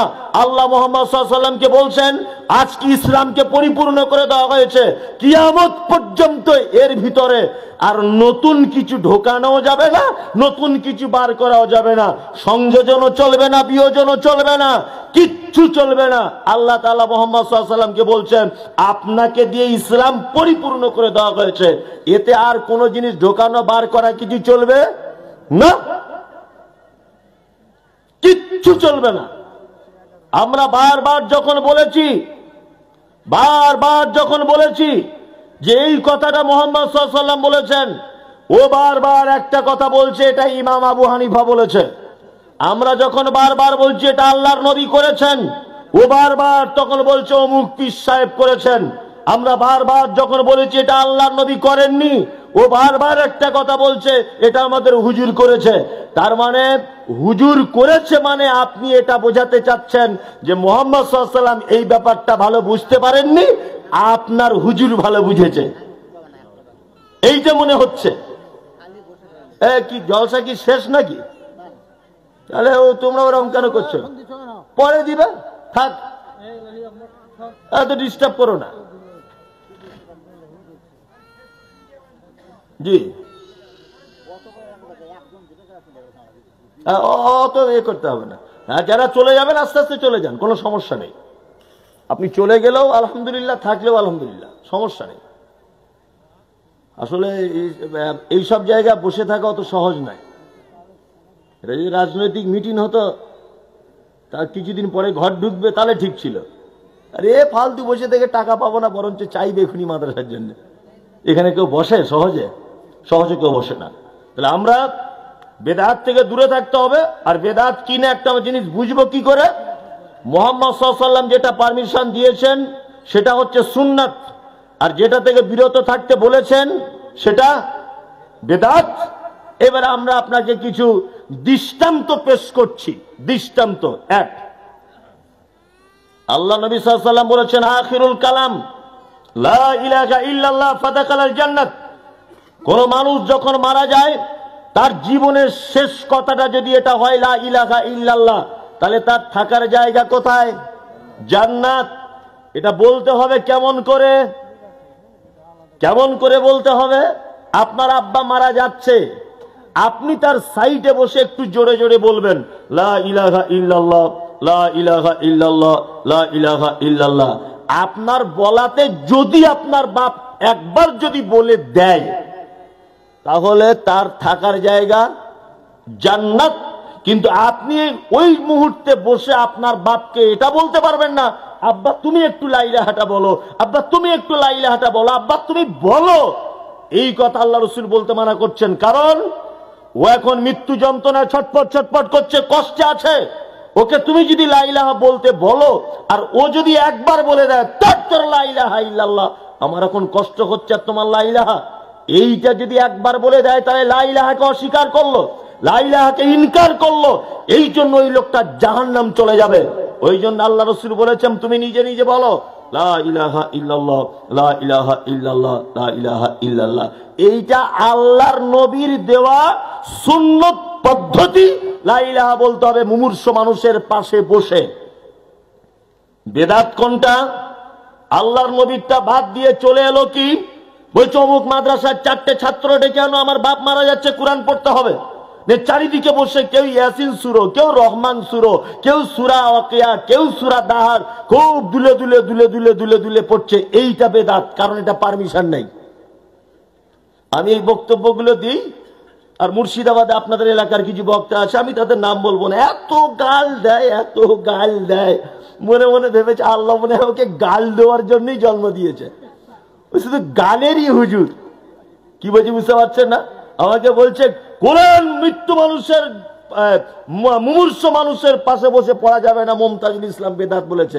আমাকে যদি কিয়ামত পর্যন্ত আল্লাহ হায়াত দেয়, কিয়ামত পর্যন্ত আমি এ কথা বলবো যে মুমূর্ষ মানুষ মারা যাচ্ছে, তার পাশে বসে কোরআন পড়তে হবে। একটা ভুয়ো দলিল ইসলামে নাই, ভুয়ো কথাও নাই। আল্লাহ নবী বলেছেন তার পাশে বসে কলেমা পড়ে, এটা সুন্নাত, আপনি পড়বেন। কোরআন জি না। আমাকে বলছে কোরআন পড়লেও বেদাত হয়। জি হ্যাঁ হয়, কোরআন পড়লেও বেদাত হয়। আপনি দেখবেন কোরআন পড়লে কেমন বেদাত হয়, আপনাকে আমি বোঝাচ্ছি। আবার এইটাকে কাটিং, এই যে বললাম কোরআন পড়লেও বেদাত হয়, এইটা আবার কাটিং করে ছাড়বে যে মুমতাজুল বলেছে কোরআন পড়লেও বেদাত হয়, মানে এটাও একটা ওদের কৌশল। কাটিং করে ছাড়বে, আর কালকে লোক আমায় গাল দেওয়া শুরু করবে। আর ফোন হাজার হাজার, মানে আমার মা বোন, আমার বউ, মানে কাউকে বাদ দেয় না। কি বললাম? আমি কিছু বলতেও পারি না, যে যা গাল দিবি দে, যা গাল দিবি দে। কি বললাম বুঝলি? এত গাল দেয়, যা গাল দিবি দে, যা, আর কি হবে। এই দেখুন আপনাকে একটা কথা বলি।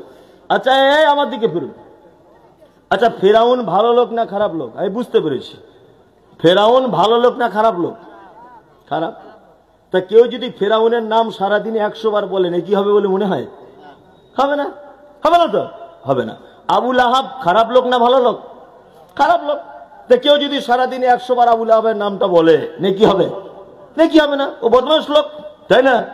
এবার আপনি বলুন, ফেরাউনের নাম কোরআন মাজিদে আছে না নেই?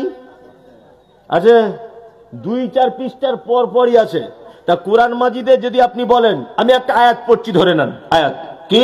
যারাবাল্লাহু মাসালাল লিল্লাযিনা আমানু ইমরাতা ফিরাউন। এক, ইয ক্বালাত রাব্বি বিনি ইনদাকা বাইতান ফিল জান্নাতি ওয়া নাজ্জিনি মিন ফিরাউনা ওয়া আমালিহি ওয়া নাজ্জিনি মিনাল কওমিজ জালিমিন। কবার নাম এসেছে ফেরাউনের? গুনবেন। যারাবাল্লাহু মাসালাল লিল্লাযীনা আমানু ইমরাআতা ফিরআউন ইয ক্বালাত রাব্বি বিলি ইনদাকা বাইতান ফিল জান্নাতি ওয়ালাযিনি মিন ফিরআউনা আমালিহি ওয়ালাযিনি মিনাল কওমিজ যালিমিন। যতবার ফিরআউনের নাম এসেছে আরবির অক্ষরগুলো বলি, ফা র আইন অ নুন, 5টা অক্ষর ফিরআউন। আচ্ছা বলুন কটা নেকি হলো? নাম তো বললেন ফিরআউনের, নেকি হবে? হবে, হবে, নেকি হবে। কারণ একটা মানুষের সম্মান অসম্মান পরিস্থিতির জায়গা বিশেষে হয়। ফিরআউন এমনি খারাপ লোক, কিন্তু আল্লাহ কোরআনে ওর নাম উল্লেখ করেছেন, প্রত্যেক অক্ষরে ওর নামের 5টা অক্ষর 50টা নাকি। কি বলছি বুঝতে পারছেন? তাব্বাত ইয়াদা আবি লাহাবিউ আতাব্বা, প্রত্যেক আবি লাহাবের নাম এসেছে কোরআনে, প্রত্যেক অক্ষরে 10টা করে নাকি। আচ্ছা বলুন তো দেখি, জিলাপি খাওয়া হারাম না জায়েজ না না জায়েজ? জিলাপি জায়েজ, ও তো ময়দা দিয়ে আর চিনি দিয়ে তৈরি, জায়েজ জিলাপি। এখন জিলাপি কিনে আপনি কোন মাজারে মানত করেছেন, এবার বলুন জিলাপি খাওয়া যাবে কি যাবে না? যাবে না। তার মানে জিলাপির দোষ নেই, পরিস্থিতি এবং স্থানের পরিবর্তনে ওটা হারাম হয়ে গেছে। কি বলছি বুঝতে পারছেন?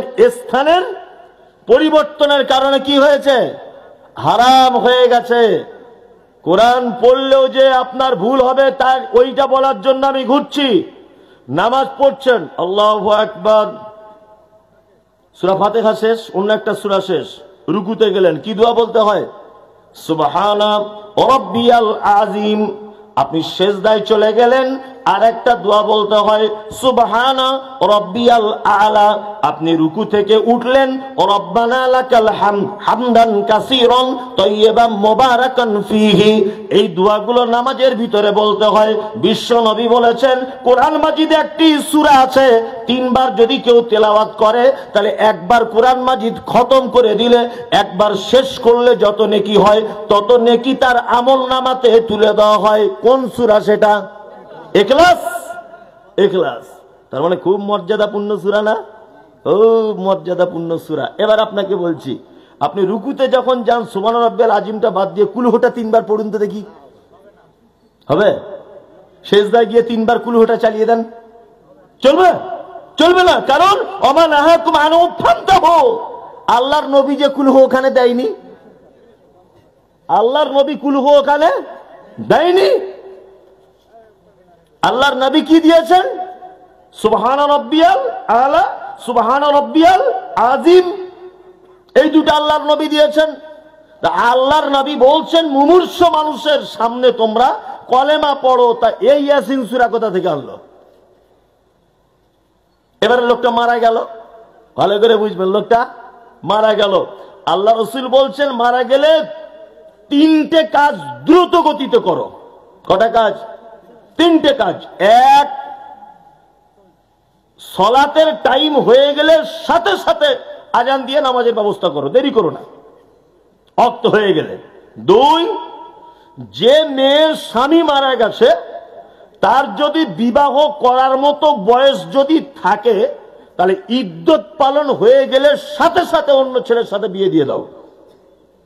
একটা যুবতী মেয়ে 4 বছর বিয়ে দিতে দেরি করছেন, ও থাকতে পারবে, কারণ ও পুরুষের স্বাদ গ্রহণ করেনি, কিন্তু এ পুরুষের স্বাদ গ্রহণ করেছে, এর স্বামী মারা গেছে, এ তো আর সে স্বাদ পাবে না। আল্লাহ রাসূল বলছেন দ্রুত গতিতে ইদ্যত পালন শেষ, তারপরের দিন ওকে ধরে বিয়ে দিয়ে দাও। কিন্তু আমরা কি করি? যে ছেলে দুটোর কথা ভেবে মেয়েটাকে বিয়ে দিতে পারছি না। একদম নয়। আপনার বাড়িতে এরকম পরিবেশ পরিস্থিতি যদি থাকে তাড়াতাড়ি করে বিয়ের ব্যবস্থা করে দেন, অন্যায় থেকে বেঁচে থাকবে। 3, আল্লাহ রাসূল বলছেন কেউ যখন মারা যায় শুধু কাফনের কাপড় কাটতে কবর খুঁড়তে যতটুকু টাইম, তাড়াতাড়ি গতিতে ওকে দাফন করার ব্যবস্থা করে দাও। খালা তো বোনাই আসবে, দিল্লিতে থাকে, আসতে টাইম লাগবে, প্লেনের টিকিট একটু দেরিতে পেয়েছে, মোটামুটি 22 ঘন্টা। তা 22 ঘন্টা বোনাইয়ের জন্য অপেক্ষা করছে লাশ, মাইয়ের অপেক্ষা করছে 22 ঘন্টা। তার বড় ছেলে আসবে, তা ওর বড় ছেলে এসে কি করবে? ওসব পাপ টাপ ক্ষমা করে দিবে নাকি? হ্যাঁ, বরঞ্চ যদি জান্নাতি হয় ও যদি আবেদ বান্দা হয়, ভালো বান্দা যদি হয়, তাহলে আপনি ওকে ভালো জিনিস থেকে বিরত রাখলেন। কি বলছি বুঝতে পারছেন? দ্রুত গতিতে দিতে হবে। জানাজার কাজ হয়ে গেল, জানাজা পড়া হয়ে গেল, মাটি দেওয়া হলো। এখন মাটি দেওয়ার সময় পরে ইমাম সাহেব বারবার বলছে সবাই দাঁড়িয়ে যাবেন, একটু দোয়া করে যেতে হবে। জানাজার নামাজ টাইম লাগছে 4 মিনিট, আর দোয়া করছে রোদ্দুরে দাঁড়িয়েও 17 মিনিট। মানে ইমাম সাহেব মনে হয় জান্নাতে ঠিকাদার, এমন দোয়া করছে, আল্লাহ রিকোয়েস্ট করছে একটু ভরে দাও ওকে জান্নাতে, এমন দোয়া করছে আর বানিয়ে বানিয়ে কাঁদছে। অথচ মুহাম্মদ সাল্লাল্লাহু আলাইহি ওয়াসাল্লাম বলেছেন, মাটি দেওয়ার পরে তুমি তোমার ভাইয়ের জন্য ইস্তাগফির লিআখিকুম, তোমরা তোমার ভাইয়ের জন্য দোয়া করো। কি দোয়া? কি দোয়া? আল্লাহুম্মা মাগফির লাহু ওয়ারহামহু ওয়াসাব্বিতহু, দোয়া করো। আল্লাহুম্মা মাগফির লাহু ওয়ারহামহু ওয়াসাব্বিতহু, এই দোয়াটা বলো। আল্লাহ নবী সাল্লাল্লাহু আলাইহি ওয়াসাল্লাম বলেছেন ইস্তাগফির লিআখিকুম, তোমরা তোমাদের ভাইয়ের জন্য দোয়া করো। কি দোয়া? মুহাম্মদ সাল্লাল্লাহু আলাইহি ওয়াসাল্লাম দিয়েছেন কি? আল্লাহুম্মা মাগফির লাহু ওয়ারহামহু ওয়াসাব্বিতহু, এই দোয়াটা আল্লাহ নবী সাল্লাল্লাহু আলাইহি ওয়াসাল্লাম দিয়েছেন। আর হাত তুলে সবাই মিলে কি আমা নাহাকুম আনহু ফান্তাহু, মুহাম্মদ সাল্লাল্লাহু আলাইহি ওয়াসাল্লাম দেননি, এর থেকে দূরে থাকতে হবে। মাটি দেওয়া শেষ, মুহাম্মদ সাল্লাল্লাহু আলাইহি ওয়াসাল্লাম তিনি বলছেন যে একটা মানুষ মারা যাবার পর সমস্ত আমল, সমস্ত ভালো কাজ তার বন্ধ, ইল্লা মিন সালাসা, 3টে মাত্র কাজের নেকি সে পাবে। এক, সে যদি কিছু সাদেকায়ে জারিয়া যদি করে দিয়ে যায় বা তার জন্য যদি করা হয় তার নেকি পাবে। 2, এমন এক পরেশগার বেটাকে দুনিয়াতে রেখেছে, যে বেটা তাকে ডাকে, যে বেটা তার জন্য দোয়া করে, সে তার নেকি পাবে। পরেশগার বেটা হতে হবে। 3, এমন শিক্ষা কাউকে দিয়ে গেছে যে শিক্ষাতে কল্যাণ রয়েছে, অর্থাৎ কোরআনের শিক্ষা, দ্বীনের জ্ঞান, হাদিসের জ্ঞান এমন কিছু মানুষকে দিয়ে গেছে, আরো তারা কিছু মানুষকে শেখাবে, এর নেকি ও কবরে শুয়ে শুয়ে পাবে। এই 3টে নেকি ছাড়া একটা নেকি তার কবরে আর কেউ ঢোকাতে পারবে না। বাকিগুলো আমা নাহাকুম আনহু ফান্তাহু, আল্লাহ নবী নিষেধ করেছেন, দূরে থাকতে হবে। কি বললাম বুঝলেন না? 4 দিনের দিনে যারা কবর খুঁড়েছে তাদের দাওয়াত করে খাওয়ানো, যারা গোসল করিয়েছে তাদেরকে খাওয়ানো, অনেক জায়গাতে আবার তাদের বাড়িতে সব মহিলাদের শাড়ি জামা কাপড় দেয়, এইসব পদ্ধতি আছে। আপনাদের দিকে আছে কি জানি না, অনেক জায়গাতে আছে। আবার 40-এর দিনে একটা অনুষ্ঠান হয়, বছরে নির্দিষ্ট দিনে একটা অনুষ্ঠান হয়, এগুলো সব কি বেদাত। আর মুহাম্মদ সাল্লাল্লাহু আলাইহি ওয়াসাল্লাম বলেছেন কুল্লু বিদআতিন দালালাহ ওয়া কুল্লু দালালাতিন ফিন্নার, প্রত্যেক নতুন আবিষ্কৃত কাজ কি বেদাত, আর প্রত্যেক বেদাত ভ্রষ্টতা। আর প্রত্যেক ভ্রষ্টতা থাকার জায়গা কোথায়? ফি মধ্যে, নার মানে আগুন, আগুনের মধ্যে থাকতে হবে। এবার আপনাদেরকে একটা কথা বলি, কিছু লোক আছে না, তাদের এই বেদাতটা বোঝানো যায় না। কারণ হচ্ছে, দেখবেন লোহা যদি চুম্বুকের সঙ্গে অনেক দিন থাকে না, দেখবেন লোহাটাও একটু হালকা চুম্বুক চুম্বুক হয়ে যায়, হয়ে যায় না? হয়ে যায়। তা খারাপ মানুষের সাথে থাকলে দেখবেন নিজেকেও অনেকটা খারাপ হয়ে যেতে হয়। সেটা হয় কি হয় না? হয়। আর ভালো মানুষের থাকলে ভালো হয়ে যেতে হয়। বেদাত সম্পর্কে বললে মানুষ বুঝে না, গালাগালি করে প্রচন্ড ভাবে। বলছে তাহলে মমতাজুল ইসলাম তুমি তো আগে ছিলে না, তাহলে তুমিও বেদাত, তুমি নতুন করে মায়ের পেট থেকে এসছো। মাইকটা তাহলে বেদাত, ওই চশমা বলছি ওটাও বেদাত, এই পানির বোতল বলছি ওটাও বেদাত। আরে গোলাম হোসেন তুমি কি বেদাত বুঝো? আচ্ছা বলুন, মাইকে আজান দিলে নেকি বেশি হয় আর মুখে দিলে কম হয়, এরকম উদ্দেশ্য কারো আছে? এটা হচ্ছে ইবাদতের জন্যে, ইবাদতের মধ্যে নয়, ইবাদতের জন্যে, ইবাদতের উপকরণ। এটা তো ইবাদত নয়, তাহলে এটা বেদাত হতে যাবে কেন? ফুরফুরা শরীফের একটা পীর সাহেব আছে, দেখবেন ফতুয়া জামা পরে, ফতুয়া জামা, আর বড় বড় গোপ আর 3-4টে হাতে আংটি, নাম তোহা সিদ্দিকী। আবার নামের পাশে টাইটেল তোহা সিদ্দিকী আল কুরাইশি, মানে কুরাইশ বংশের লোক। মানে গায়ের গন্ধে ঘুম হয় না, নাম রেখেছে আতর আলী। একটা কথা আছে না, সুন্নতকে কবর দিয়ে নাম রেখেছে সুন্নি, সুন্নতকে কবর দিয়ে নাম রেখেছে কি সুন্নি। গায়ে এত গন্ধ, নাম আতর আলী, মানে সেন্টে ধারে পাশে যাওয়া যাবে না। নাম দিয়েছে পীর তোহা সিদ্দিক আল কুরাইশি। কুরাইশি আমার সঙ্গে একবার ঝামেলা হয়েছিল ফুরফুরাদের, তখন বলছে, কি বলছে, মমতাজুল ইসলাম বেদাত, তখন মাইক ছিল না, মমতাজুল ইসলাম মা বেদাত, নবীর যুগে ছিল না, বাপ বেদাত ছিল না। মনে মনে বলছি, ঘোড়ার ডিম তুমি তো বেদাত বুঝোই না, তুমি তো তাবিজ বিক্রি করালো, তুমি বেদাত কি বুঝবে? তোমার গোপ তো এত বড় বড় গোপ, মানে হাসে না কাঁদে বোঝায় বড় মুশকিল। কি বলছি বুঝলেন? বেদাত বুঝেই না, আসলে ওসব কিছু নয়। ওরা বেদাত করে করে করে করে মাথাগুলো ওদের এয়ারপোর্ট হয়ে গেছে, ভালো জিনিস আর ঢোকে না। আমি একটা গল্প বলি, 2 মিনিট টাইম লাগবে, দেখবেন এতে মারাত্মক জ্ঞান আছে। গল্প হতে পারে কিন্তু জ্ঞান, এটা মোবাইলে হয়তো শুনে থাকবেন। ম্যাথর বুঝেন? ম্যাথর বাড়িতে যারা পায়খানা টায়খানা পরিষ্কার করে,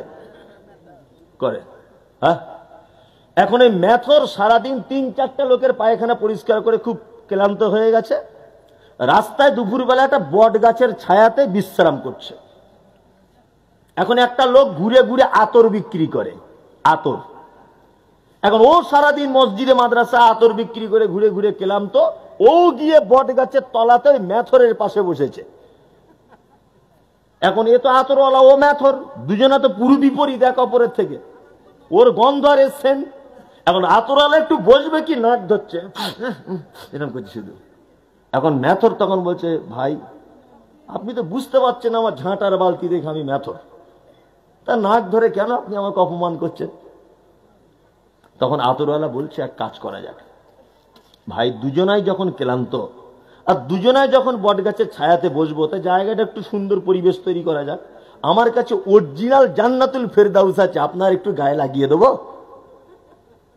তা ম্যাথর তখন বলছে, তাহলে লাগিয়ে দেন যদি আপনার সুবিধা হয়। আর ও তো প্রতিদিন পায়খানার সঙ্গে সঙ্গে ওর তার গন্ধ লাগে না, পায়খানা মনে হয় বিড়ালির মতো, ও প্রতিদিন ওর কাজ। এখন এ অরিজিনাল জান্নাতুল ফেরদাউস নিয়ে ওর হাতে মেরে দিয়েছে 3-4 বার এরকম করে। এখন ম্যাথর এরকম করে টানার পরে চটপট চটপট করে পড়ে গেছে, অজ্ঞান হয়ে গেছে। এখন আতরওয়ালা বলছে, শালা ছিলাম বসে ভালো, কিন্তু উপকার করতে গিয়ে হিতে বিপরীত হয়ে গেল, কঠিন ব্যাপার। ও একটা রাস্তায় টোটো ডেকে এদিক ওদিক করে তাড়াতাড়ি করে বহরমপুর হসপিটাল নিয়ে গেছে। ডাক্তারকে গিয়ে আতরওয়ালা হত্যা করে কাঁদছে যে আমারই তো ভুল, নিশ্চয় মনে হয় কিছু হয়েছে ওর। তা ডাক্তার জিজ্ঞেস করছে, চাচা হয়েছে কি? তো বলছে, কিছু হয়নি, ঘটনা এই ব্যাপার, গন্ধ করছিল বট গাছের তলায়, দুজনে বসবো বলে আমি একটু জান্নাতুল ফেরদাউস মেরে দিয়েছি। ডাক্তার তো জ্ঞানী লোক, সিনিয়র লোক। ডাক্তার তখন বলছে, এ রুগী তো সারানো খুব মুশকিল, এটা মারাও যেতে পারে। তখন আতরওয়ালার মানে ভিতরে ধুক ধুক করছে, যদি মরে যায় আমি কি করবো, ওদের জেল জরিমানা হয়ে যাবে। ডাক্তার তখন হাসতে হাসতে বলছে, বাঁচার একটাই লাইন। তা বলছে কি? বলছে, হসপিটালের সাইডে যদি কোনো বাথরুম ঘর থাকে, টয়লেট, তা কাঁচা মাল হলে সুবিধা হয়, না হলে পুরাতন মাল এনে ওর নাকে একটু লাগিয়ে দাও। একটু কাঁচা মাল এনে টাটকা মাল ওর নাকে লাগিয়ে দিয়েছে, চাপ করে উঠে পড়েছে। তখন আতরওয়ালা ডাক্তারকে বলছে, ডাক্তার বাবু আপনি তো সাংঘাতিক ডাক্তার, মানুষের পায়খানা দিয়ে আপনি রুগী সুস্থ করেন। তখন ডাক্তার বলছে, শোনো আতরওয়ালা, সারা জীবন যে লোকটা মানুষের পায়খানার গন্ধ শুকে শুকে এসেছে, তুমি হঠাৎ করে যদি ফেরদাউস মাল মারতে যাও, তো এমনি সহ্য না করতে পারে অজ্ঞান হবে। তার মানে সারা জীবন যারা বেদাত করে করে, কুলপানির খানা খেয়ে, চল্লিশা করে, আর মিলাদ পড়ে, তাবিজ বিক্রি করে, আর মানুষদেরকে নিয়ে নবী দিবস পালন করে, ভণ্ডামি করে, বেদাত করে করে যাদের মস্তিষ্ক শুকিয়ে গেছে, তাদেরকে সুন্নতের কথা বললেই তারা অজ্ঞান হয়ে যাবে, আর সঙ্গে সঙ্গে রিপিটে গাল দেবে মমতাজুলের জন্মের ঠিক নাই, ওই আমেরিকার টাকা খায়। কি বলছি বুঝতে পারছেন না? সাংঘাতিক ব্যাপার। ইসলামের ব্যাপারে মোহাম্মদ আল্লাহ তাআলা বলছেন, আলিয়াউম আকমালতু লাকুম দীনাকুম ওয়া আতমামতু আলাইকুম নি'মাতি ওয়া রাদিতু লাকুমুল ইসলাম দীনা। দিন আজকে ইসলাম পরিপূর্ণ করে দিয়েছি, এতে সামান্য কিছু ঢোকানো যাবে না, বার করাও যাবে না। আল্লাহর নবী বলেছেন, নামাজের টাইম হয়ে গেল, দাঁড়িয়ে যাও, আল্লাহু আকবার দিয়ে নামাজ শুরু করো, এটা সুন্নাত। কিন্তু হুজুর বলছে নামাজ পাটিতে দাঁড়ানোর সময় এই দোয়া বলতে হবে, ইন্নী ওয়াজ্জাহাতু ওয়াজহিয়া লিল্লাযী ফাতারাস সামাওয়াতি ওয়াল আরদ। এই দোয়া তো মুহাম্মদ সাল্লাল্লাহু আলাইহি ওয়াসাল্লাম দেননি, মুহাম্মদ সাল্লাল্লাহু আলাইহি ওয়াসাল্লাম এটা দেননি। আল্লাহু আকবার, নামাজ শুরু। তারপর আবার বলছে নিয়ত করতে হবে নাওয়াইতু আন উসাল্লি তাআলা আলা কি হাবিজাবি হাবিজাবি। হ্যাঁ, এটা তো মুহাম্মদ সাল্লাল্লাহু আলাইহি ওয়াসাল্লাম দেননি। নামাজ শেষ হয়ে গেল, এতটুকুই সুবহানাল্লাহ, আল্লাহু আকবার, আস্তাগফিরুল্লাহ, আল্লাহুম্মা আনতাস সালাম ওয়া মিনকাস সালাম তাবারাকতা ইয়া যাল জালাল ওয়াল ইকরাম। এটা সুন্নাত। আল্লাহ নবী বলছেন ওই লোক জান্নাতে চলে গেছে যে লোক ফরজ নামাজের পরে পরেই আয়াতুল কুরসি পড়ে, ও জান্নাত চলে গেছে। সাহাবীগণ বলছেন আল্লাহ রাসূলও তো যায়নি। আল্লাহ রাসূল বলছে মরেনি তাই যায়নি। এটা সুন্নাত এই পর্যন্ত। কিন্তু ইমাম সাহেবকে দেখছি নামাজ পড়েই বলছে সবাই মিলে দোয়া করো। এটা কি? ওমা আতাকুমুর রাসূল ফাখুযুহু ওমা নাহাকুম আনহু ফান্তাহু। এটা নবীর পক্ষ থেকে কিছু পাওয়া যায় না। কঠিন, ভয়ঙ্কর। আল্লাহ তুমি আমাদের সকলকে বেদাত থেকে বাঁচাও, বলুন আমিন। আমিন। আচ্ছা, ও কি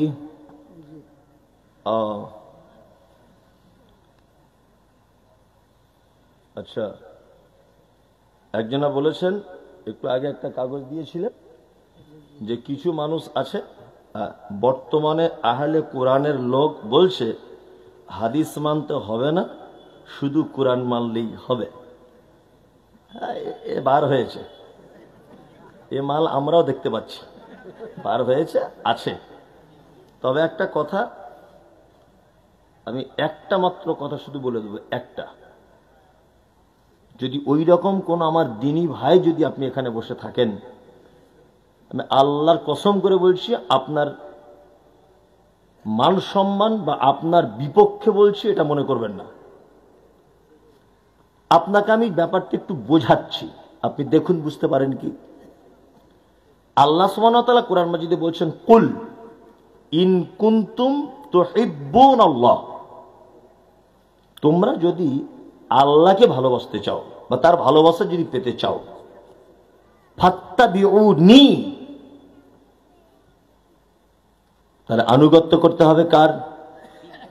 আল্লাহর। তোমরা আল্লাহর ভালোবাসা পেতে গেলে আনুগত্য করতে হবে কার? মুহাম্মদ সাল্লাল্লাহু আলাইহি ওয়াসাল্লামের। মানে মুহাম্মদ সাল্লাল্লাহু আলাইহি ওয়াসাল্লামকে ভালোবাসা এবং তার আনুগত্য মানে ভালোবাসা কার? আল্লাহর। আচ্ছা, এবার আপনাদেরকে একটা কথা আমি বলি।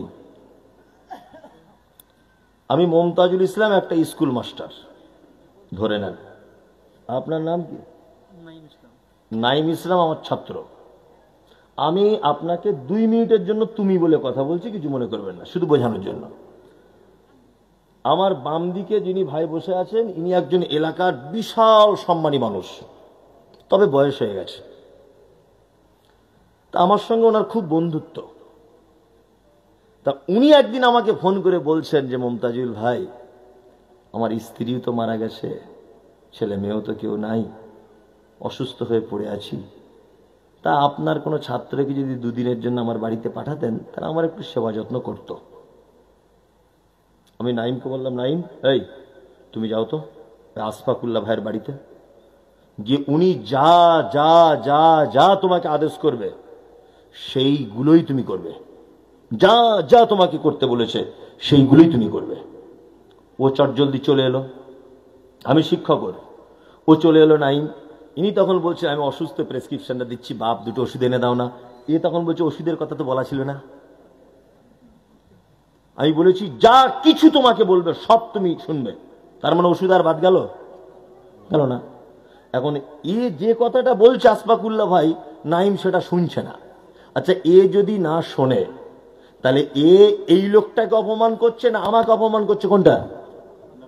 আমাকে অপমান করছে, কারণ আমি ওকে পাঠিয়েছি।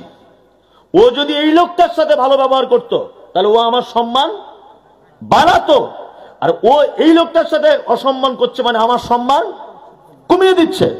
আল্লাহ সুবহানাহু ওয়া তাআলা মানুষকে বলছেন তোমরা যদি আমার ভালোবাসা পেতে চাও তাহলে আনুগত্য করতে হবে কার? মুহাম্মদ সাল্লাল্লাহু আলাইহি ওয়াসাল্লামের। তা আল্লাহ কার কাছে আমাদেরকে পাঠাচ্ছেন আনুগত্যের জন্য? মুহাম্মদ সাল্লাল্লাহু আলাইহি ওয়াসাল্লামের কাছে। আমরা যদি মুহাম্মদ সাল্লাল্লাহু আলাইহি ওয়াসাল্লামের আনুগত্য না করি, আল্লাহর ভালোবাসা পাবো বলে মনে হয় না। যারা বলছেন যে শুধু হাদিস, শুধু কোরআন মানতে হবে, হাদিস মানতে হবে না, আপনারে ধ্যান ধারণা আপনি চেঞ্জ করুন। কারণ আল্লাহ সুবহানাহু ওয়া তাআলা বলেছেন আতিউল্লাহ ওয়া আতিউর রাসূল, আমার আনুগত্য করো আর রাসূলের আনুগত্য করো। ওয়ালা তুবতিলু আমালাকুম, তাছাড়া তোমাদের আমলগুলোকে বাতিল করে দেওয়া হবে।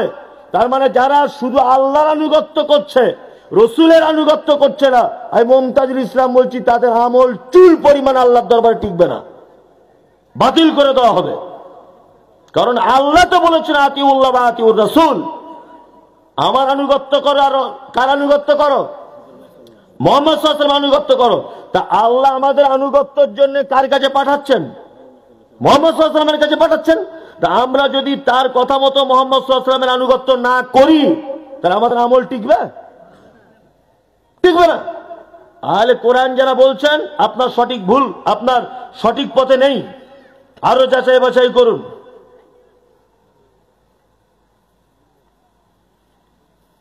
অনেক বড়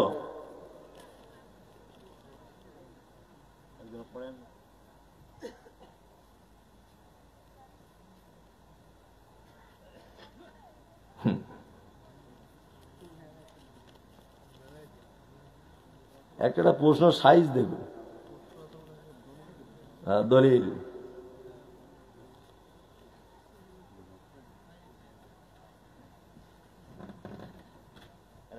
বলছেন উনি কালেমা পড়তে হবে, নাহলে বিবাহ হবে না নাকি? ওইসব কোনো কথা নেই, কালেমা টালেমা পড়তে হবে না। এমনিতেই মেয়ের অভিভাবক থাকবে, মেয়ের অভিভাবক থাকবে, অভিভাবকের উপস্থিতিতে মেয়ে বিয়া দিতে হবে। অভিভাবক পারমিশন না দিলে বেগাইরে ওয়ালিগিন নিকাহ বাতিল, বিবাহ বাতিল হয়ে যাবে। দুইজন সাক্ষী রাখতে হবে, প্রয়োজনে তিনজন রাখতে পারে, রেখে বিয়ে পড়িয়ে দিবে। কলেমা পড়াতে হবে কেন? ও কি মুসলিম নয়? ও তো মুসলিম, ওকে আবার নতুন করে কলেমা পড়াতে হবে কেন? আল্লাহ রসুলের সুন্নতি খুতবা আছে, খুতবা পাঠ করবে।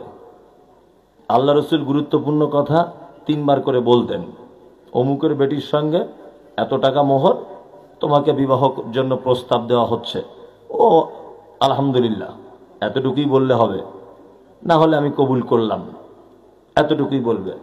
মেয়ের বাপ গিয়ে বা মেয়ের ভাই গিয়ে, মেয়েটা অন্য কোনো ঘরে বসে থাকবে, গিয়ে নিজে নিজে তার বাপ বলবে, বেটি অমুকের ছেলের সঙ্গে তোমার বিবাহ ঠিক করেছি, তুমি কি বলতে চাচ্ছ বলো, তোমার মতামত। মেয়ে যদি চুপ থাকে, কিছু না বলে, তবুও বিয়ে হয়ে যাবে। ওর চুপ থাকাটাই কবুল বলা। কি বলছি বুঝতে পারছেন? ওর চুপ থাকাটাও কি, তার মানে ওর রায় আসে, সমস্যা কিছু নেই। আর রায় না থাকলে তখন তো মুখ খুলবে, কালুর ব্যাটার আমার পছন্দ না, যা সমস্যা হয়ে গেল। ও চুপ আছে মানে ও কি রায় আছে বিয়েতে। কলেমা পড়াতে হবে এমন কোন পদ্ধতি নেই। বিবাহতে তো হাজার ভ্রান্ত জিনিস আছে আমাদের, হাজার হাজার। মানে বিয়েতে যে কত কিছু ভ্রান্ত আছে আল্লাহু আ'লাম। এটা মাদ্রাসার জলসা। আর আমাকে বেশি প্রশ্ন করিয়েন না, আমার প্রশ্নের উত্তর দেওয়ার মতো যোগ্যতা নেই, এটা সবচেয়ে বড় কথা। আমার যোগ্যতা খুব কম। যারা এখানে বসে আছেন আরো আলেমরা, ওনাদের যোগ্যতা অনেক বেশি, আমার যোগ্যতা বেশি নেই। আমি উত্তর দেওয়ার মতো পাণ্ডিত্য এখনো আমার হয়নি।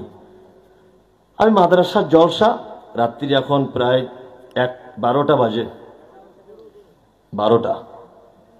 আপনারা মাদ্রাসার জলসা, সেই হিসাবে আল্লাহর হস্তে কিছু সহযোগিতা করার জন্য কমিটি আমাকে বারবার অনুরোধ করছেন।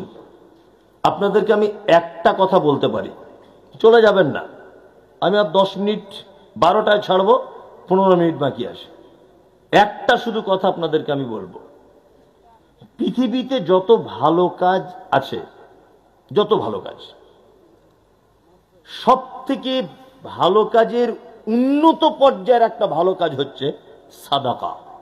কি কাজ? সাদাকা। কত ভালো কাজ আপনাকে বোঝাই। আমাদের পাড়া গ্রামের কোন লোক যখন মারা যায়, আচ্ছা বলুন তো তখন আমরা কি করি? আমরা কেউ ঠান্ডা পানি দেয় তার গালে, তার বড় ছেলে এসে একটু বেদানার রস দেয়, দেয় কি দেয় না? দেয়। আচ্ছা ও কি তখন বেদানার রস খেতে চায়? একটু বেদানা দাও খাই, জীবনে বেদানা শেষ বেদানা খেয়ে যাই, ও কি এরকম বলে? বলে না। কি বলে? আল্লাহর নবী বলছেন, কোন লোক যদি ভালো হয়, ইমানদার লোক যদি হয়, তা মালাকুল মউত তার আত্মাটাকে এত সহজ করে বার করে নেয় যেমন শিশু তার মায়ের কোলে ঘুমিয়ে যায়। আর লোকটা যদি বদকার খারাপ লোক যদি হয়, মালাকুল মউত তার আত্মাটাকে এত কঠিন করে ধরে, এত কঠিন করে যে তার শিরা উপশিরা সব যেন ছিঁড়ে চলে আসে। কি বলছি বুঝতে পারছেন? আর সেই লোকটা কি বলে তখন? বেদানা রস দাও। কি বলে? ফায়াকুলা রব্বি লাউলা খরতানি ইলা আজালিন করিব ফাআসাদদাকা ওয়া আকুম মিনাস সালিহিন। একটা কথা বলে, আল্লাহ আমাকে একটু টাইম দাও, মৃত্যু আমার কাছে চলে এসেছে, একটু টাইম দাও। ফাআসাদদাকা ওয়া আকুম মিনাস সালিহিন। আমি দুনিয়াতে আবার যাওয়ার পরে কিছু সাদাকা করে আসি, দান করে আসি, তার বিনিময়ে ভালো ব্যক্তি হয়ে আপনার কাছে আমি আসবো। তাহলে একটা মানুষের জীবনের শেষ কথা, শেষ ইচ্ছা কি থাকে? আল্লাহ আমাকে একটু দান করার সুযোগ দাও। মুহাম্মদ সাল্লাল্লাহু আলাইহি ওয়াসাল্লাম বলছেন, ইত্তাকুন-নার ওয়ালা বিশিক্কি তামারিন। তোমরা জাহান্নাম থেকে বাঁচো, বাঁচতেই হবে, নিরুপায়, কিচ্ছু নেই বাঁচার। ওয়ালা বিশিক্কি তামারিন। তুমি খাজুর খাচ্ছিলে, ওই খাজুরটা তোমার হাতের একটু অংশ রয়েছে, ওইটা আল্লাহর রাস্তায় সাদকা করে দাও, তার বিনিময়ে জাহান্নাম থেকে বাঁচো। এবার আপনাদেরকে আমি 2 মিনিটের জন্য একটা কথা বলি। একটা কোরআনে আয়াত, একটা হাদিস বললাম। আচ্ছা বলুন তো, একটা দেশকে বাঁচায় কারা? কথা বলুন। একটা দেশকে বাঁচাতে পারে কারা? না, জনগণ না, দেশের সেনারা। বুঝলেন না? হাসিনা সরকার বাংলাদেশে কতদিন ছিল? আলেম ওলামাদেরকে আয়না ঘরে ভরে অত্যাচার করেছে। হ্যাঁ, মানে প্রচন্ড হারে আলেমদের উপর অত্যাচার করেছে হাসিনা সরকার। এত অত্যাচারের পরেও বাংলাদেশে টিকে থাকতে পেরেছিল, কিন্তু সেনারা যখন হাত তুলে দিল তখন আর টিকতে পারল না। কিছুদিন আগে নেপালে দেখছেন না, নেপালের প্রধানমন্ত্রী ন্যাংটো হয়ে লাফ মারছে, দেখেছেন তো? নেতা মন্ত্রীরা নেপালের ন্যাংটো হয়ে লাফ মারছে, জনগণ তাদেরকে পিটেছে। কারণ সেনারা হাত তুলে দিয়েছে যে জনগণ ক্ষিপ্ত, আমরা আর পারছি না। এই জন্য আপনারা জানেন যে ইসরায়েল পৃথিবীর একটা ছোট্টতম দেশ, দেশ নয়, একটা মানে আমাদের মতো একটা মুর্শিদাবাদ জেলার মতো আর কি ধরে নেন। 84 লক্ষ মানুষ বসবাস করে, 1 কোটিও নয়। টোটাল দেশটা কত লোক? 84 লক্ষ মানুষ বসবাস করে। এই 84 লক্ষ মানুষের ভয়ে সারা পৃথিবী তাদের ভয়ে কাঁপছে। আমেরিকাকে পর্যন্ত হুমকি দিয়ে দেওয়ার ক্ষমতা রাখে তারা। 84 লক্ষ মানুষের বসবাস করে। আর পশ্চিম বাংলাতে আমরা প্রায় 14 কোটি মানুষ। কত? 14 কোটি পশ্চিম বাংলায়, আর 84 লক্ষ, মানে 1 কোটিও নয়। সেনার ক্ষমতা তাদের সব থেকে বেশি। একটা দেশকে বাঁচাতে পারে সেনা। আচ্ছা বলুন তো, ইসলামের সেনা কারা? যারা ইসলামটাকে বাঁচিয়ে রাখতে পারে কারা? ইসলামের ধারক বাহক, সুন্নত, ফরজ, নফল, হাবিজাবি, সমস্যা সমাধান, এর সেনা কারা? আলেমরা। আরে সেনা তৈরি হয় কোথায়? মাদ্রাসায়। তা সেনা যদি না তৈরি হয়, ইসলামটা আর বাঁচবে বলে মনে হয়? বাঁচবে না। তাহলে এই সেনা তৈরি হবার কারখানাতে কিছু পয়সা খরচা করা দরকার আছে না নেই? আছে, আছেই আছে। সেনা তৈরি হবার কারখানা যেখানে প্রতিষ্ঠান আছে, সেটা যেখানেই হোক, নজরানাতে হোক আর 5 জায়গাতে হোক, যেখানেই মাদ্রাসা হোক, কিছু খরচা আপনাকে করতে হবে, করতে আপনি বাধ্য। রাত্রি অনেক হয়েছে, মানুষ চলে যাবে বিছানাতে। আমি আপনাদের কাছে বিনীত অনুরোধ করব, আমি আদায়কারী বক্তাও নয়, আদায় বেশি করতেও পারি না, তবে আমি আমার হালকা একটু পদ্ধতিতে আপনাকে বলবো যে আপনি দান যত জায়গাতেই করেছেন, আল্লাহ তাআলা কোরআন মাজিদে বলছেন, ইয়াসআলুনাকা মাযা ইউনফিকুন কুল মা আনফাকতুম মিন খাইরিন ফালিল ওয়ালিদাইন ওয়াল আকরাবিন ওয়াল ইয়াতামা ওয়াল মাসাকিন ওয়া বনিস সাবিল ওয়া মা তাফআলু মিন খাইরিন ফাইন্নাল্লাহা বিহি আলিম। আল্লাহ বলছেন, মুহাম্মদ সাল্লাল্লাহু আলাইহি ওয়াসাল্লামকে জিজ্ঞাসা করা হচ্ছে, নবী, যত জায়গাতে যত প্রকারের খরচা আমরা করি, উত্তম খরচা করার জায়গা কোন জায়গা? আল্লাহ নবী সাল্লাল্লাহু আলাইহি ওয়াসাল্লামের কাছে কোরআন উত্তর দিচ্ছেন, মা আনফাকতুম মিন খাইরিন ফালিল ওয়ালিদাইন।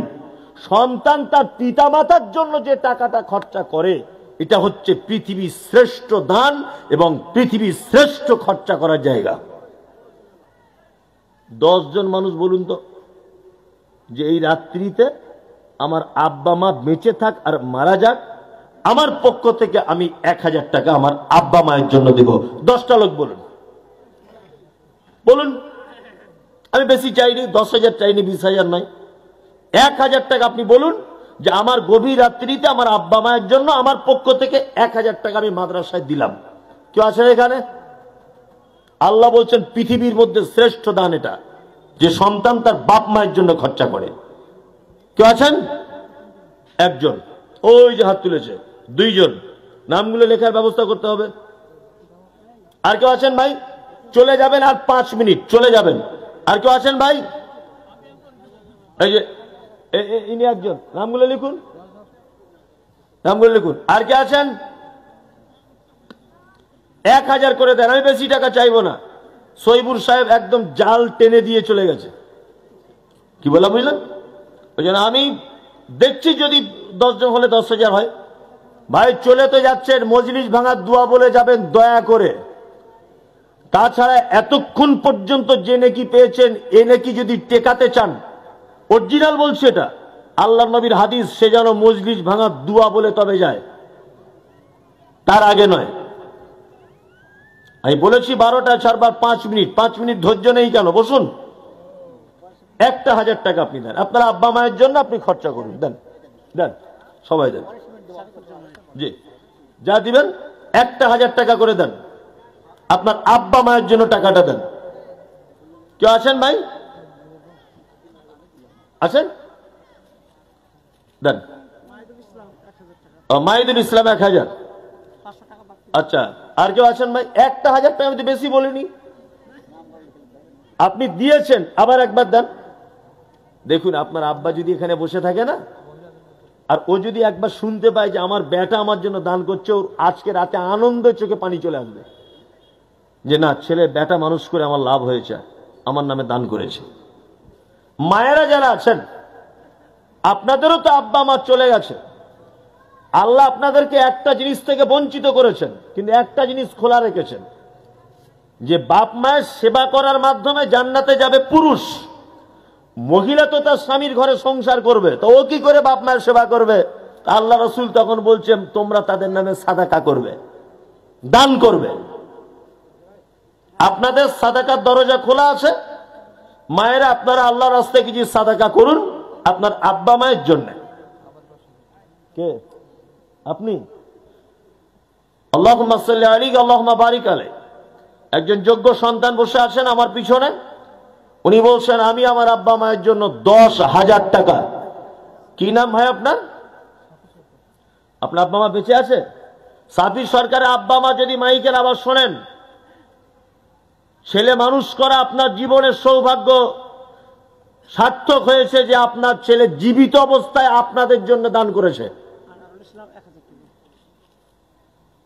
আমি তো বলতে পারি না, আব্বা যদি এখানে থাকেন তো রাতে ঘুমাবে না আনন্দতে, যে আমি উপযুক্ত একটা বেটা পেয়েছি, যে আমি চোখে দেখে যাচ্ছি যে আমার বেটা দান করছে আমার জন্য। আসুন। আর কোন ভাই? 3 জন 3000 টাকা দিয়েছেন। আল্লাহুম্মা সাল্লি আলাইহি আল্লাহ। সৈবুর সাহেবের মতো আমি বানিয়ে বানিয়ে দোয়া করতে পারি না। হয়তো ভাববেন যে একটু বানিয়ে বানিয়ে বলবে তবে হয়তো দিব, ওরকম কিছু ব্যাপার নেই। জমজম সরকার 1000। আরে 1000 টাকা কেউ দেন ভাই, হাত তুলুন। 1000 টাকা দেওয়া যায়। আমি তো 1 লাখ টাকা চাইনি, 10,000 চাইনি, 1 লাখ দেওয়া, 1,000 দেওয়া যায়। দেন দেন ভাই দেন, আসুন একটু মেহরবানি করুন, আসুন আসুন মেহরবানি করুন একটু, আসুন আসুন আসুন আসুন। আপনার কাছে নেই মোবাইলের যুগ, স্ক্যানারে দিতে পারেন নাকি? স্ক্যানার ব্যবহার করতে পারেন। তারপরে আজ না হয় কালকে দিবেন, আপনার গ্রামেরই মাদ্রাসা, অসুবিধা কিছু নেই, সমস্যা কিছু নেই। দেন জি, 500 টাকা লিখে নেন এনার, এই যে 500 টাকা এনার লিখে নেন, 500 নগদ, 500 বাকি। মামুন 1000, নাজিমুল 500 টাকা। জি, আর কেউ আছেন ভাই?